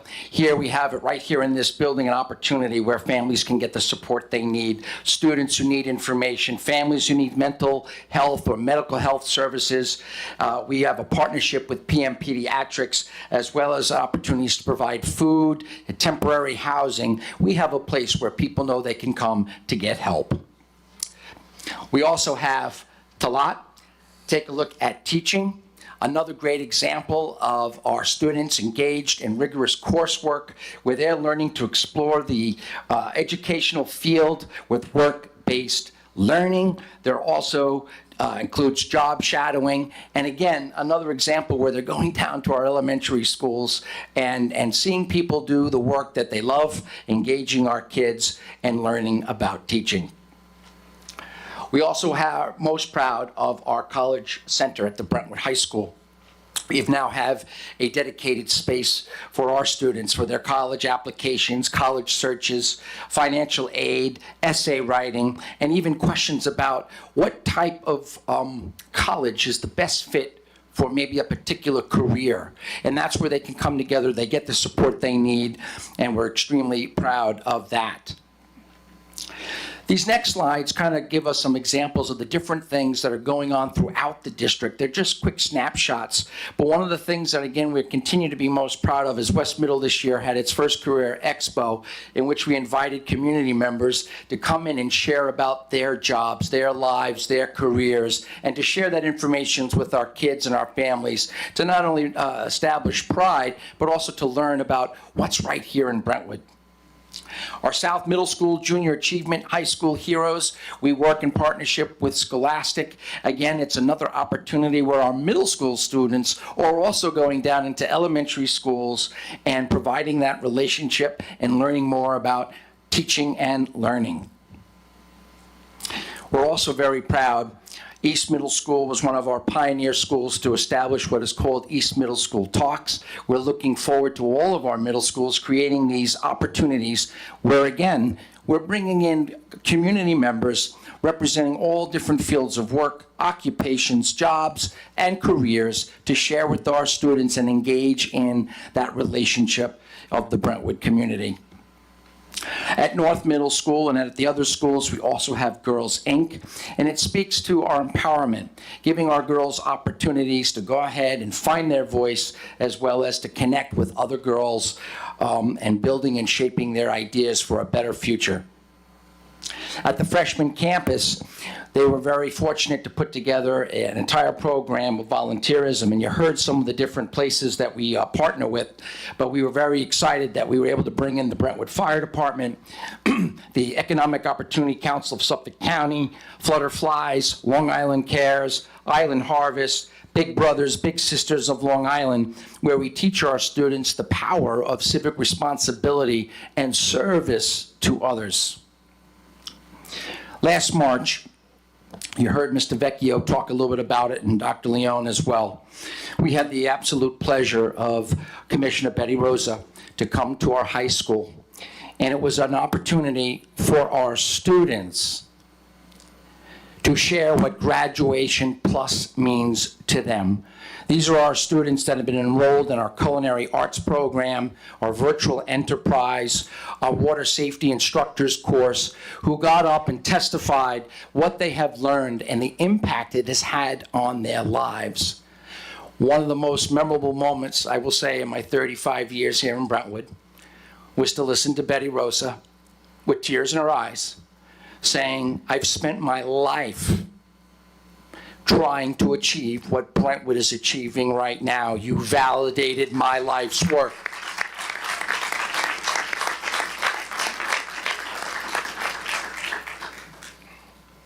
And so the last thing that I'm going to share with you is that we talk about this project-based learning. And the idea here is that we can use multiple measures, rubrics, a task, an idea, and find all the ways on how it comes together for all the disciplines. This was done at North Middle School with an idea that started with, how could we grow salad from an aeroponic tower? And it turned into a business enterprise, a website. They did marketing. They used the CNC machine. They had a CEO, a CFO. Heck, you don't need to hear me. Let's take a look at the video.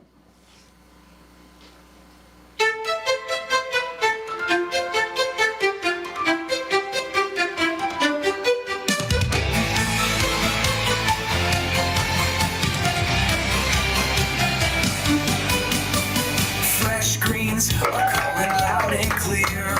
1, 2, 3, salad's got no fear. From the North Middle streets we rise, building dreams under Brentwood skies. Graduation Plus, it's the way we roll. Turning salad dreams into a goal. Showing slice it, make it new. 1, 2, 3, salads breaking through.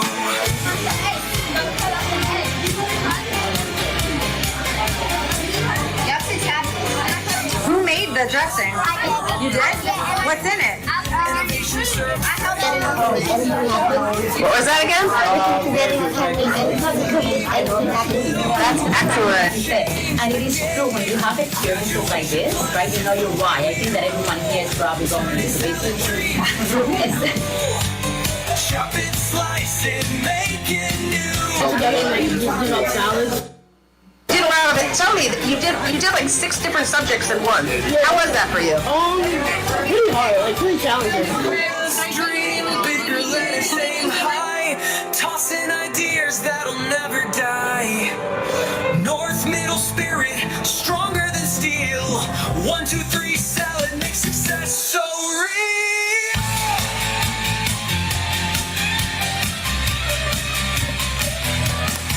From the heart of Brentwood.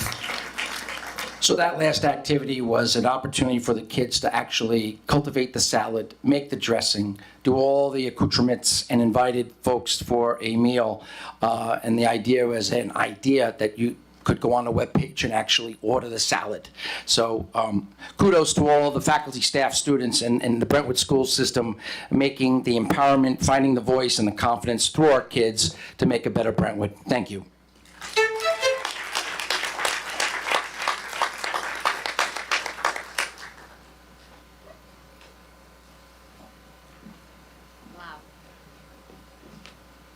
Wow, right? What else can we say?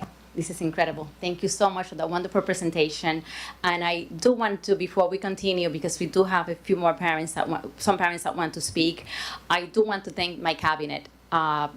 We would not be able to do this without the cabinet, without the administrators that are here, without the PTA, the BTA, and also our SEPTA.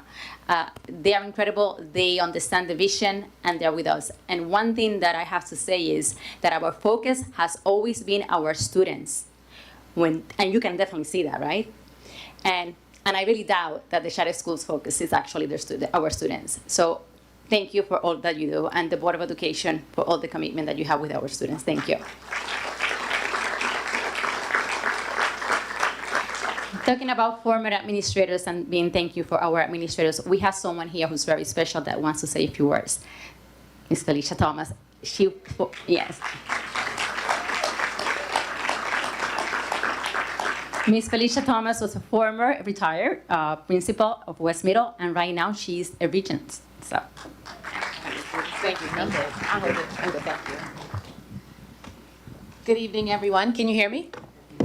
Thank you for letting me have a moment to speak. I really wasn't planning to speak tonight, but I couldn't not come here and not say anything. My name is Felicia Thomas Williams, FELICIA THOMASWILLIAMS. I think you can do that one. Thank you for showing up tonight. Not just in numbers, but in heart and in purpose. It's clear that this community doesn't just care about education. We live it, breathe it, and fight for it. And as your regent, let me be very clear. My top priority is to support, champion, and advocate for public education. The kind of education that is rooted in equity, community, opportunity for all. Now, I didn't graduate from Brentwood High School, but I was born and bred as an educator in Brentwood.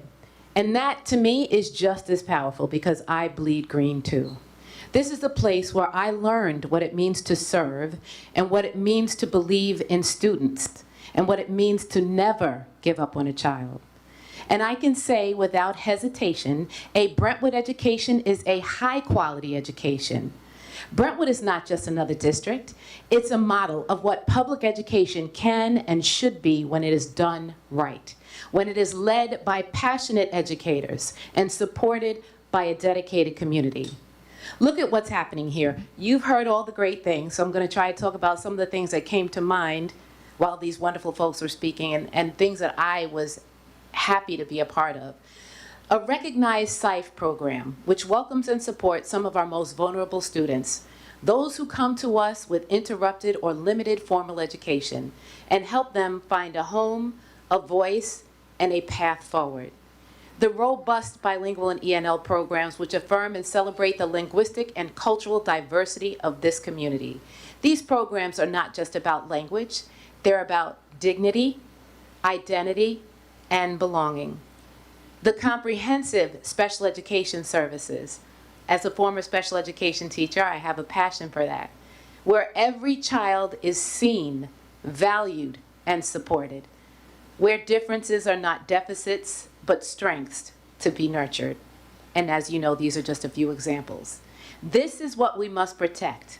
This is what we must invest in. So yes, I hear your concerns about the proposed charter school, and I share many of them. Charter schools are often presented as a solution, but what we have here is already working. Brentwood is not failing.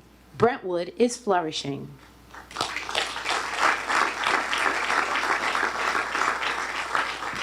That's why I'm asking you to support what Mr. Ramos said. The power of education belongs with us, and of charter school decision-making, squarely in the hands of the New York State Board of Regents. That's where it belongs. We are not, as regents, beholden to politics, private operators, or profit. We are beholden to students and to you. When we talk about equity, we must talk about reinvesting in systems that are already serving our children and already working, not diverting resources from them.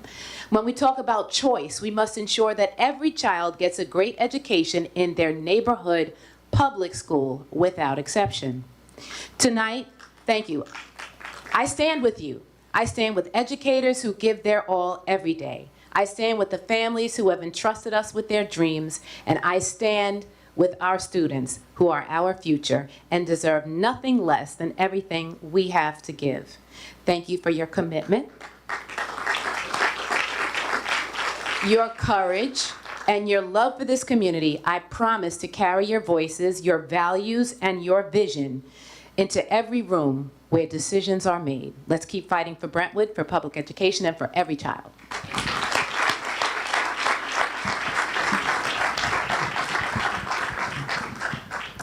Thank you very much, Ms. Thomas, for standing with us. And now I would like to call Ms. Sibley. Yes.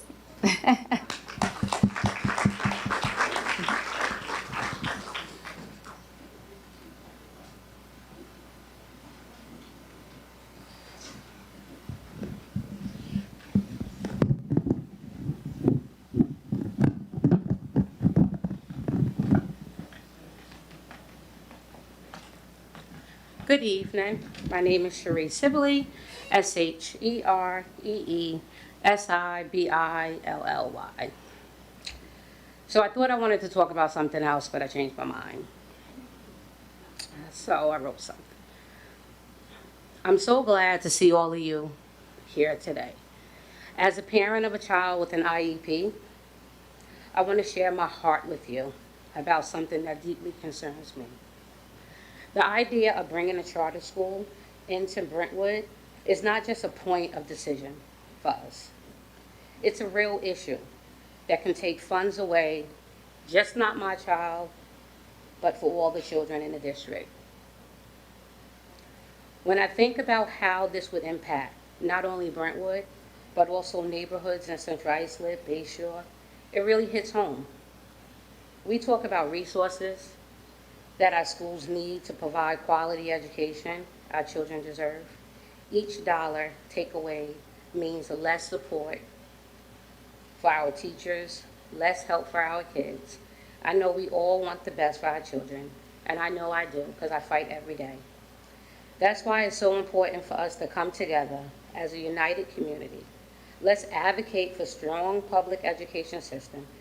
We keep our district thriving. Charter schools may sound appealing to some, but I truly believe they are not the solution we need here in Brentwood or surrounding areas. Together we can make our voice heard and show that we stand firmly for our children's future. Thank you for being here and for caring about what happened in our schools. Thank you.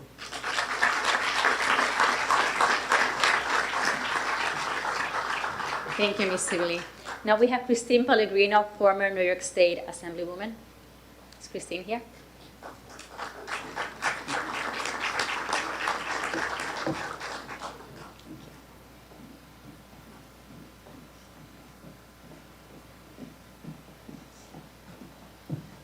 Thank you so much. It's really a pleasure to be here with you today. I'm going to give a great thanks to the wonderful presentation from the Board of Education, the Superintendent, the school board members, our elected officials who are here, my former colleague and mentor, Assemblyman Deputy Speaker Phil Ramos. I am not a member of the Brentwood community, in fact, but I am a member in solidarity. And I am here, yes, as a former New York State Assembly member. I'm a former retired teacher, and a concerned and proud supporter of public education. So, you know, a lot of the things that come to mind, and I've been in the fight for public education for a very, very long time. As a teacher, I came up through a time when we were grossly underfunded in an area here on Long Island where we pay more to live here. We are in an exorbitantly high, we have high cost of living in our area, and everyone fights that fight every day. So when we see a charter school come to the SUNY system for an application process, which is sort of the back door that was created for more grabbing of our tax dollars, it's offensive to me. I'm offended by this. And let's just call this what it is, because these schools do not come to schools that are not poor schools, that are not low income, that are not majority minority schools. They come to communities because they think that they can sneak these 700-page applications in through the back door and that people won't pay attention. But they don't know the people who live here. They don't know that this community rises up in support of the quality, extraordinary public education that this is just a small example of. And I'm really so thankful to be here and to bear witness to this and to stand in solidarity with you. Years ago, we stood with Bayshore when Bayshore showed up, when they showed up at knocking on Bayshore's door, thinking that they were going to get their scam through and open in Bayshore, and the community said, hell no. We're not going to allow this in our community. We're not going to allow them to take our tax dollars. We're not going to allow them to put their private scam, you know, their money lining their pockets on our watch. We're not going to do that. You know, everything that I would sort of say has already been said very eloquently by prepared remarks by lots of people. I would add that charter schools are a scam, and that any time they show up, that the community, just like tonight, rise up in opposition and say, hell no. We're not letting this happen on our watch to our kids, to our teachers, to our community. We deserve better than this. We deserve what Brentwood puts each and every other day, and then some, for students. I want to say this is a moral moment. This is a time when we say that the collective of our community opposes a scam like this. And I also want to say that the application to open a charter school must come through the town board, and approval for buildings and plantings must be opposed at every level. It isn't just showing up here at the school district, it's showing up at the town of Islip to say, we oppose it there. And no member of the town board, including the supervisor, should say that this is acceptable and we're gonna allow them to open a building and take our tax dollars. We see what the harms are. We don't need this in our community. We don't deserve this. This costs us all more. It costs us all more. And I want to just congratulate you for providing the unbelievable quality of education, for clearly being stretched so thin and having to make hard decisions every year and being blessed with a community that supports its budget every year. And I'm so proud to stand here in solidarity with you, and I thank you so much for turning out. We need to make sure that we continue to oppose, that we continue to show up, that you are not alone, that you fight and we fight with you. And if you are on the front lines, then I'm there with you. Have a great night. Thank you, Ms. Pellegrino. Now we have Victor Pratt. He is the president of the Hempstead Board of Education.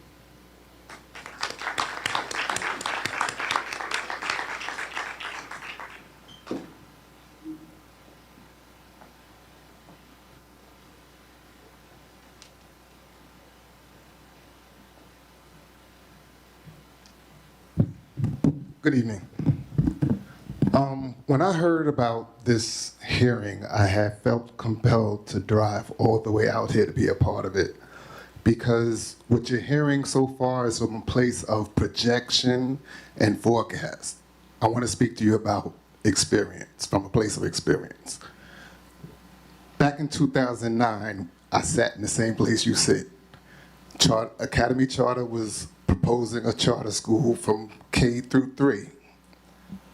That was about $9 million out of our budget, which was about $200 million. Today, next year, they will be taking $107 million from our budget. They represent 36% of our student population. Not only Academy, we are saturated with 3 different charter schools within our borders. And the thing that I don't appreciate about SUNY is that last August, we had a forum like this because another charter school applied. There was 100% opposition. The room was about twice this size. It was packed from wall to wall. What happened? They were granted the charter. They didn't have to have a building. They didn't have to have any facility. They copied and pasted the website of Hempstead UFSD. They weren't offering anything different. So the decision seemed to be like it was already made, regardless of the opposition. So right now you're in a good place. You don't have charter schools. Once you let them in, then there'll be a problem. No matter how much you oppose, they will expand. Every year they expand. They started from K to 3, now they're K to 12. So when you have an opportunity to come together and speak against the charter schools coming into your district, you have to take it, because you need to keep them away as long as you can. They'll present to you as if it's a choice, and charter schools do not coexist with the public school. They operate at the expense of the public school.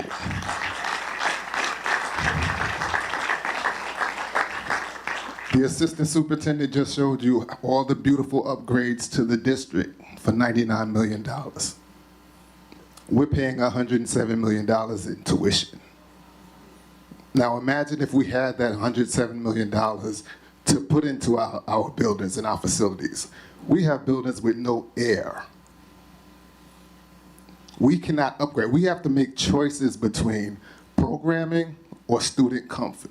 We can't do both. That's not a good place to be in. So while you have the chance to fight off these charter schools, take it every time you get the chance. Because once they're in, it's like cancer. They will spread, they will expand, and pretty soon you won't even have a say-so whether they come or not. Thank you.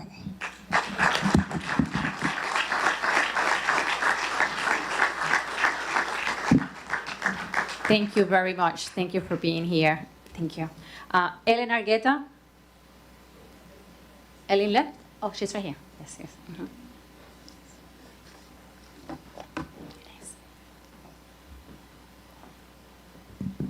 Good evening, everybody. My name is Ellen Argueta, ELLENARGUETA. I am a proud member of the Brentwood community, a daughter of immigrant parents, a 2021 Brentwood graduate, and as of a couple weeks ago, I became the first in my family to graduate from college, thank you, with a degree in adolescent education. I stand here before you today saying that I genuinely could not have gone to college, applied to college, or even dreamed of going to college if it wasn't for the support that this community gave me. Starting in elementary school and middle school, my previous principal, Mr. Gangler, he every single morning announcement by telling us that we had to be the change that we wanted to see in the world. As a freshman, my teachers and staff, they brought all of our class up to tour colleges upstate, and it's on that trip that I was inspired to go away to college. When I got to high school and we faced the COVID-19 pandemic, I really questioned how I would even go to college in the first place. But as a junior, I was accepted into a program, I think it was called the Brentwood Alumni College Coach Program. The College and Career Center was just starting, and the Graduation Plus program was in its beginnings. And I was paired with my previous fencing club, I think she was my captain. And it was through that one-to-one instruction where I received aid on how to apply to college, where do I send my application, how do I write my essay, and how do I apply for FAFSA. And because of that support, I was able to do what I did in college and be successful. And it was because of the teachers and the support and the love of Brentwood that I was taught that I was able to stay grounded as I went away to college. And that's why I strongly oppose bringing charter schools to the Brentwood School District. Thank you.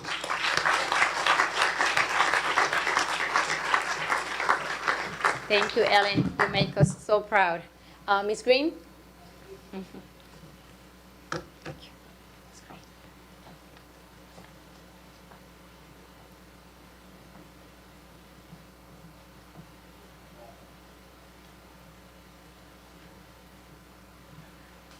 Good evening. My name is Betty Brown Green. BETTY-BROWN-GREENE. I am a proud 63-year resident of the Brentwood School District.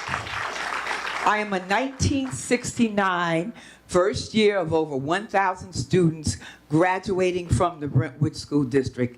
I am, because there were people back in the day who cared enough about me. And yes, I'm a proud girl from Regis Park. All right, yeah, Regis Park in the house. We are opposed to charter schools. Brentwood does a very good job with the resources that they have. No organization is perfect. And there are things that can probably be improved, that may need to be looked at.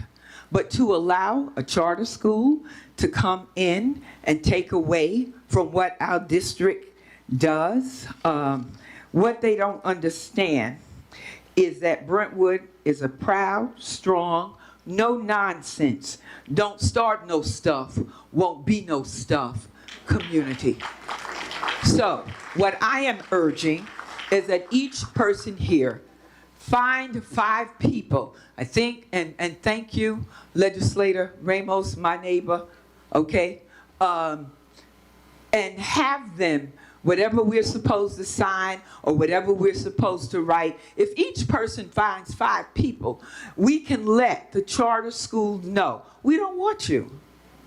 We do, hey, we do what we need to get done for our children. Brentwood has had a banner year in sports, in academics, and everything else. So what we don't want is anyone coming in and messing up the formula. And by the way, when you drive up here, it looks really, really nice. It's very impressive. And so is the soccer field. So we don't want anybody coming in here messing with what we do. We are a proud community. And I'm going to leave you with this. About 55 years ago, long time ago, when Brentwood, there used to be a program on Channel 4. It's academic. And Brentwood went up against Comac, Smithtown, and we won. Now remember, this is back in the day.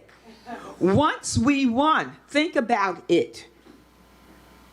Then we had realtors come in and start talking about the community. So there were an exit of Caucasian people. Because the reality of the situation is if brown and black people ever get to understand who they are and the power that they have, you can't stop us. Thank you.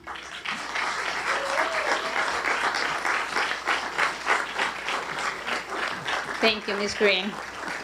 Thank you, Ms. Green. Very passionate as always. Christine Laverty? Or Laverty? Yes.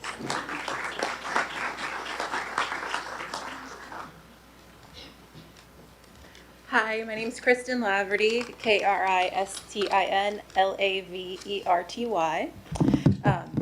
I'm a parent of a rising preschooler and future student here in Brentwood School District. I also have over a decade of experience working with people with disabilities, majority of that time spent in public education. I also currently work in a different school district on Long Island that has the cancer that is a charter school operating in it. So I've come here today to express my objection to the establishment of charter schools here in our school district. Many of the things, I came prepared to say many of the things that have been repeated today, that this charter school will siphon funds from our public schools with their and bring their lofty promises. The overwhelming majority of a school district's funding comes from our local property taxes. It's our money. Charter schools can cherry pick which students they do or do not educate. In my workplace, I have seen firsthand, multiple times, students being expelled from the charter school in the middle of a school year because their needs surpassed the charter's arbitrary level of support that they offered. And I'm not talking about a student who had some astronomical level of need. These are students who are in general education classes with IEPs who need speech therapy, OT. I'm sure many of your kids are under that category. But the charter school gets to decide when too much is enough. And they say, this student's going to depress our school's test scores, or we don't want to accommodate the student's needs any longer. And they send them back to the charter school. They send them away from the charter school back to the public school, where they are promised a free and appropriate public education. Charters are not held to that same level of scrutiny on how they spend our tax dollars and how they qualify their staff. There's a lack of accountability and a lack of oversight. As a community, we feel a sense of responsibility and pride in our public schools. I'm not a Long Island native, I'm a transplant, but when I moved to the island, basically the first thing you hear someone say and talk about is how excellent the schools are here. They're the best in the country. But it doesn't take long to find out that they are also some of the most segregated schools in the country. Allowing a charter school into your school district can drive a wedge further into that divide. That's the opposite of what we need. In my 5 years living here at the Brentwood School District, I've seen, my kids don't even go to school yet, but I've seen evidence of a Herculean effort to create a welcoming, supportive, academically rigorous educational environment for the students here. So I hope as a community we'll continue to come together to resist the establishment of charter schools, which undermines all those efforts. Thank you. Thank you, Christine. We have to take a 5-minute break because our court reporter needs a break for a minute. We are going to come back in 5 minutes, but before we leave, I just really want to say thank you to Dr. Sharon Donahue for being here. She's the superintendent of Centralized, so thank you. Just give us 5 minutes, don't go anywhere, we will be back.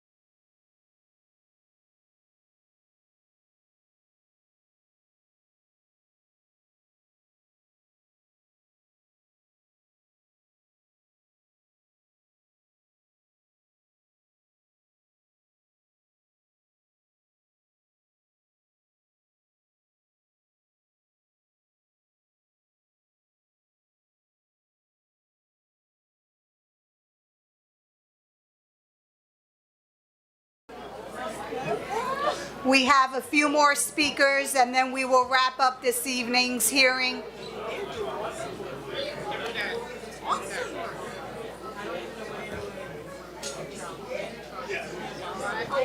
If everyone would please take their seats. Thank you so much. We appreciate your patience and your presence. Thank you so much. Wanda? Eileen.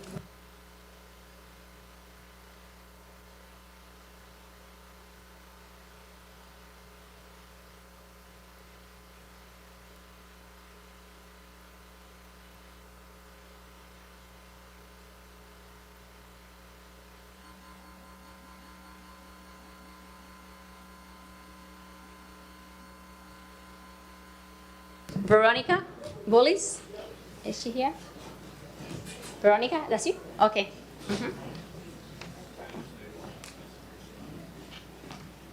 Oh no, I didn't know I was gonna break. Hi everybody, my name is Veronica Builes. Veronica, Veronica, Builes, Builes. I'm coming on the point of view as a parent. I have 3 children in the Brentwood community. I'm speaking to the parents specifically, and I want us to walk away with these 3 words after today. Alternative to what?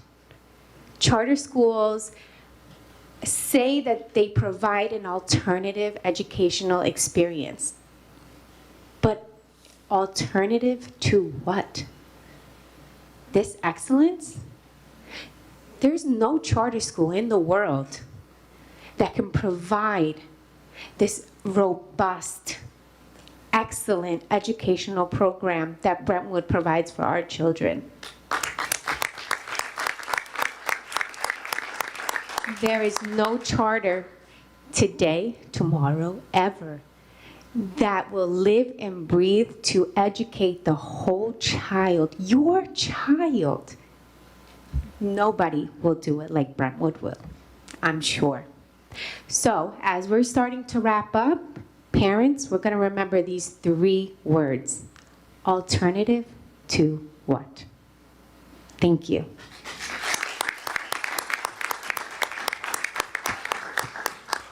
Thank you so much, Veronica. Barbara Raymond? Barbara?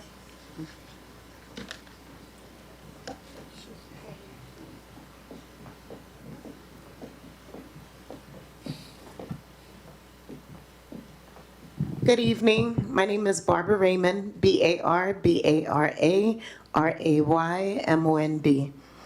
I'm here today not as a politician or teacher. I'm here today as a parent. I was born and raised in the city, and I had to learn about the way the system here on Long Island works when we are deeply segregated. When I lived in the city, students got to choose what schools they went to based on the efforts and how they worked. Unfortunately, the students here on Long Island don't have that choice. I will say one thing. I'm not going to say I'm for the charter. I'm not going to say I'm against it. But what I will say is that vultures don't come around unless they smell decay. We cannot keep clapping and saying everything is fine when it is not. If you Google how the Brentwood School District is performing, they're not performing at their best. If you want the parents to stand behind you and support you and not take funding away from you, do better. Do better by our kids. I raised 2 boys here, 2 boys in the school district. My son just graduated from Hofstra University because of work that I did. Sitting at home, okay, teaching them, doing the things that teachers should have done. During COVID-19, I sat with him during his so-called virtual classes, and only 2 teachers took the time to come on screen and do a lesson. I had to play supervisor to the principal and the teachers to make sure they did their work, because they thought it was an opportunity to sit at home and get paid doing nothing. So, like I said, vultures don't come around unless they smell decay. Do better by our students. We support you all, support our children. There are teachers that are making 6 figures, that are living in Dix Hills, that are living in school districts, that are performing way higher than us. So there is no excuse when we are one of the lowest performing school district. Do better. Thank you.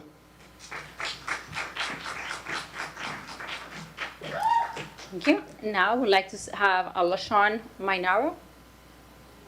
Maynard?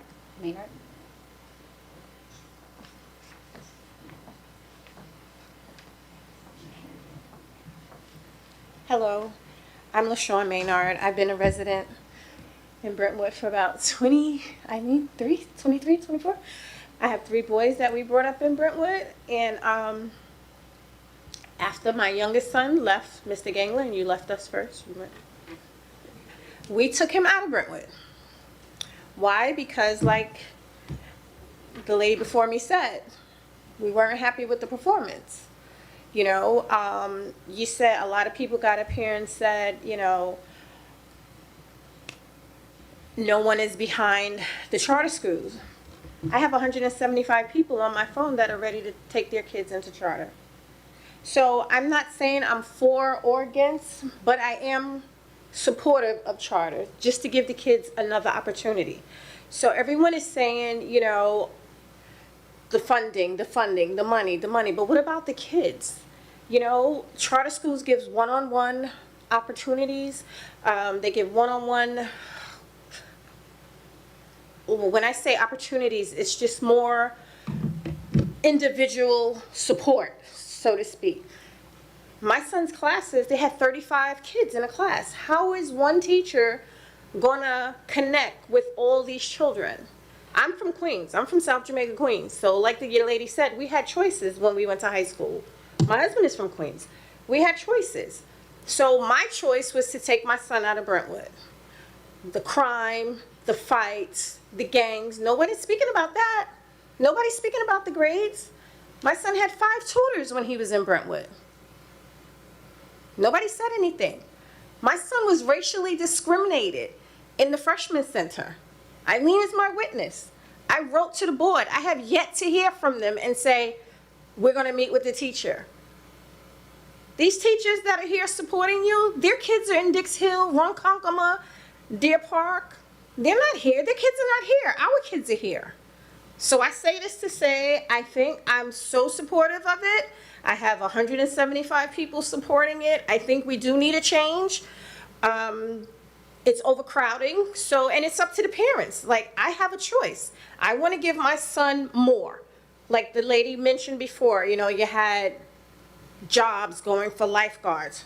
Okay, what about lawyers? What about doctors? We do that. We could do that. We can be lawyers. We can be doctors. We can be investment brokers.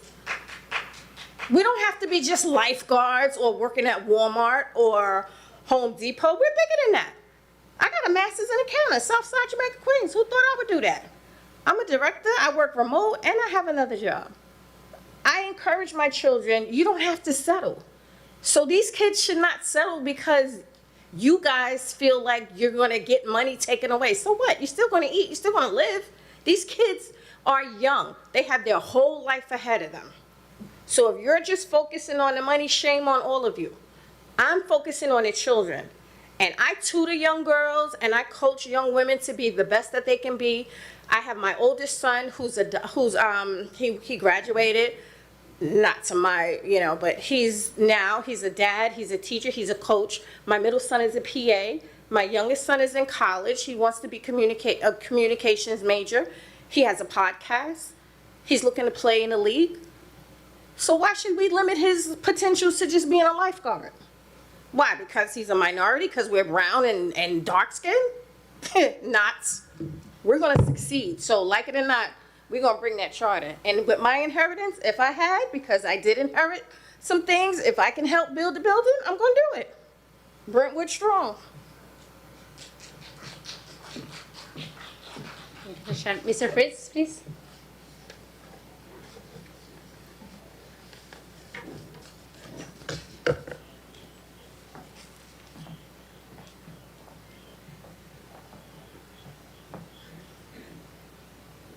Joseph Fritz, Joseph-Fritz. I have to admit the last two speakers spoke from the heart, and it hurts sometimes to hear what they perceive as the truth. I must say one thing, that the last speaker, whose children have achieved a considerable amount of success, I assume they did attend the Brentwood School District, and so to a certain extent, notwithstanding the fact she's a great mother, she also had a school district which provided her family with an education. What I'd like to say is, I graduated in Brentwood class of 1962, when it was a rather small community, 250 individuals graduated. I practiced law in this community, so Brentwood does offer students an opportunity to thrive. I'd like to make it very, very short. A house divided against itself cannot stand. And we do not need that house to be a charter school which will in effect suck the energy and the resources of a school district.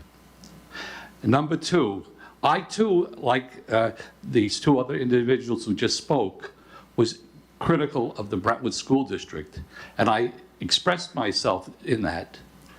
And what occurred was, we have a superintendent who has a dedication to work with the school district, and given the demand for excellence, one of the best ways in which we can avoid the competition of a charter school which will suck away our dollars is to continue the path of excellence as espoused by our superintendent. It's very important. You know, it takes time. And the best thing is success is revenge. We become successful, it's the best revenge to any competition from a charter school. Thank you very much. Thank you, Mr. Fritz. Jaylene Parada.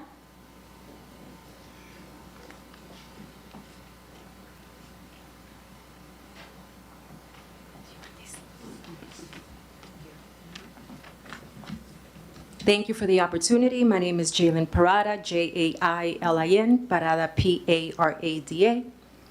While I understand the concerns on the school district charter schools and why I believe that Brentwood has made significant improvements for the well-being of the students, unfortunately, the overcrowding has not been discussed, at least not tonight. I'm a taxpayer who's lived in Brentwood for 14 years, and during that time, both my children have attended Loretta Park, where they have thrived. Unfortunately, it has cost me $12,000 per year to have my son attend junior high school at a private parochial school. Now he's going to senior high school, and despite the exceptional academic opportunities provided to the district, it is no secret that the high school is overcrowded. I ask the board, the community, that please consider looking into this issue of overcrowding in the high school, and I hope that the current situation with the current charter schools brings a reality check to the district. Thank you. Thank you, Ms. Parada. Now we have Stephanie Argueta.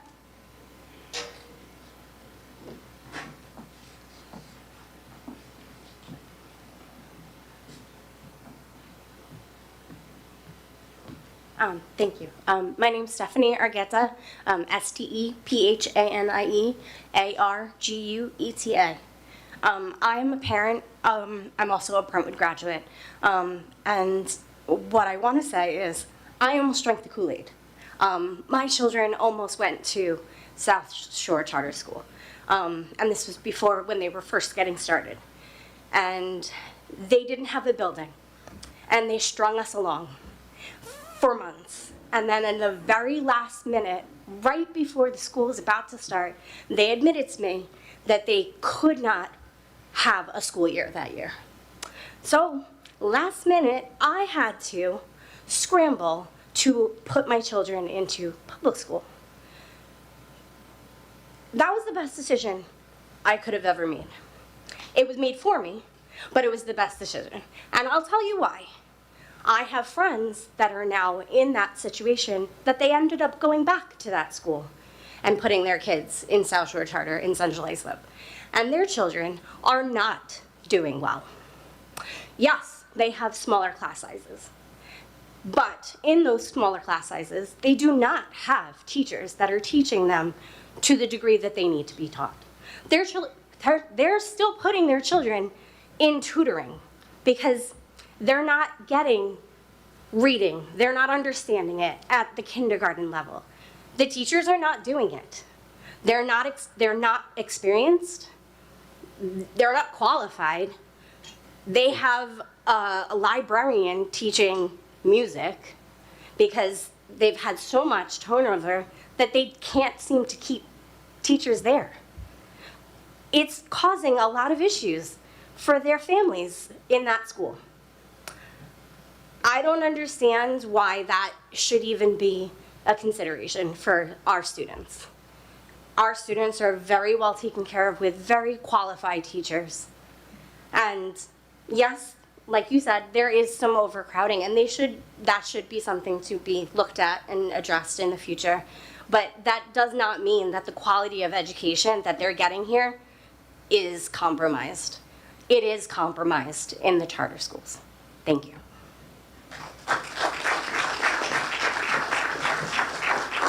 Thank you, Ms. Argueta. And now we have some closing remarks from our president, board president. Thank you. Before I begin speaking, you know, it is humbling to hear the pros and cons of a charter school. Everyone is entitled to their opinion, whether we agree with it or not. But the important part is that we're having that conversation, that we are listening to one another, and that it's okay to agree to disagree, right? As long as we're respectful of each other, which is what happened here tonight.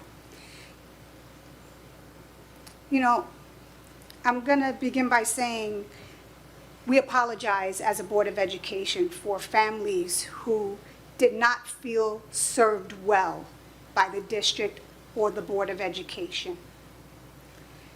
Nothing is perfect. This is a learning process. Our goal is to provide an excellent experience here, academically, socially, emotionally, mentally, for students and parents, families, community, teachers, staff, everyone in this district. We can't move forward unless we accept past failures, because those are the things we have to build on, right? And we have to admit those things to ourselves at times, as difficult as it may be. But I promise you, Brentwood is not what it was 10 years ago, 5 years ago. It's not even what it was last year. And next year, it's going to be something else, and the year after that. That's the beauty of growth and of what is happening here in this district under the leadership of N.Y.C.R.R cabinet, this current Board of Education. And I think that, you know, we get so fixated on everything that's wrong that we overlook what's right. We're not saying that things aren't, that everything is perfect. Nothing is, no matter where it is. It's not perfect in our homes. It's not perfect in our jobs. We can't expect it to be perfect here. We are imperfect people trying to do a perfect job. It's an impossibility. We're all going to make mistakes. Students, parents, teachers, faculty, staff. That's life. But we have to learn from those errors. And I think that is the one thing we are trying to do so desperately in this district. And it has been a challenge to change the minds of a community that obviously has been hurt by past experiences. But we're asking our community to please look at this district with a fresh point of view, an open mind. This board is willing to collaborate and partner with anyone who wants to partner and collaborate with us. We learn from the community too. We don't know everything. We don't pretend to. That's why we need everyone to continue to be involved and engaged, even if you don't have students in this district. It's vital, it's important. You're still paying taxes into this school district. How foolish of us to think you don't still have a voice. We don't think that. We don't think that. We want to hear from you. We want to have dialogue, honest dialogue. The same way we have to sit here and listen to matters that are humbling sometimes, listen to what we have to offer as well. Listen to our point of view as well. It's important. That's the only way we're going to succeed as a community, as a district. You know, someone once said that we lowered the bar, and that's why our graduation rate had rose substantially. I found that to be so shameful, to say that our students, because when you translate that and you break that down, and our students hear these words, what do you think they're hearing? That they're incapable. So, you know, as adults, we also have to be cognizant of the power our words have and the effect that they have on our students. We can make or break them. This board, this cabinet, this district is choosing to make them.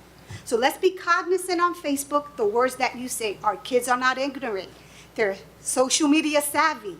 They see what people are saying about them. It's bad enough we have people outside of this community tearing us down. We don't need to do it within. And Mr. Fritz, that statement or that adage that you repeated earlier was running through my mind. A house divided cannot stand. And it's the absolute truth. And with that, as president of the Board of Education, and more importantly, as someone who has lived, worked, and raised a family in this community, I want to make one thing clear. Brentwood belongs to us. Our students deserve to be taught by people who know them, believe in them, are committed to their success, not by outside operators with no connection to our families, our history, our vision. Our teachers, administrators, and support staff are not only educators, they are neighbors, mentors, and role models. Many are graduates of this very district. They know our families, they speak our languages, they understand our hopes and our struggles. And most importantly, they are accountable to us, to you. We've heard the numbers, we've seen the data, but what matters most is something deeper, something that can't always be captured in charts or applications. What we have in Brentwood is not broken. We have built something powerful here through decades of dedication, through deep community partnerships, and through unwavering belief in every child who walks through our doors. We have invested in programs that meet the needs of all learners, not just the few. And we continue to see the results in the achievements of our graduates, in our data, and in the pride of our community. We do not need duplication. We need continued investment in the people and programs that are already changing lives. Tonight, we say with one voice, Brentwood is thriving. Brentwood is strong. And Brentwood will continue to lead on our terms for our children. Thank you.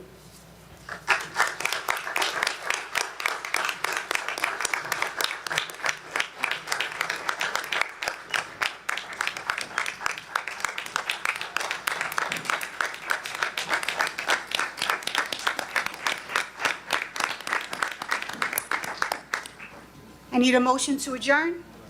Motion by Julia Berger. Oh, no, I don't need, oh, okay, I thought we were formal tonight, but I guess not. Well, thank you, everyone, for attending this evening's hearing, and we look forward to you. We have another hearing on June 5th regarding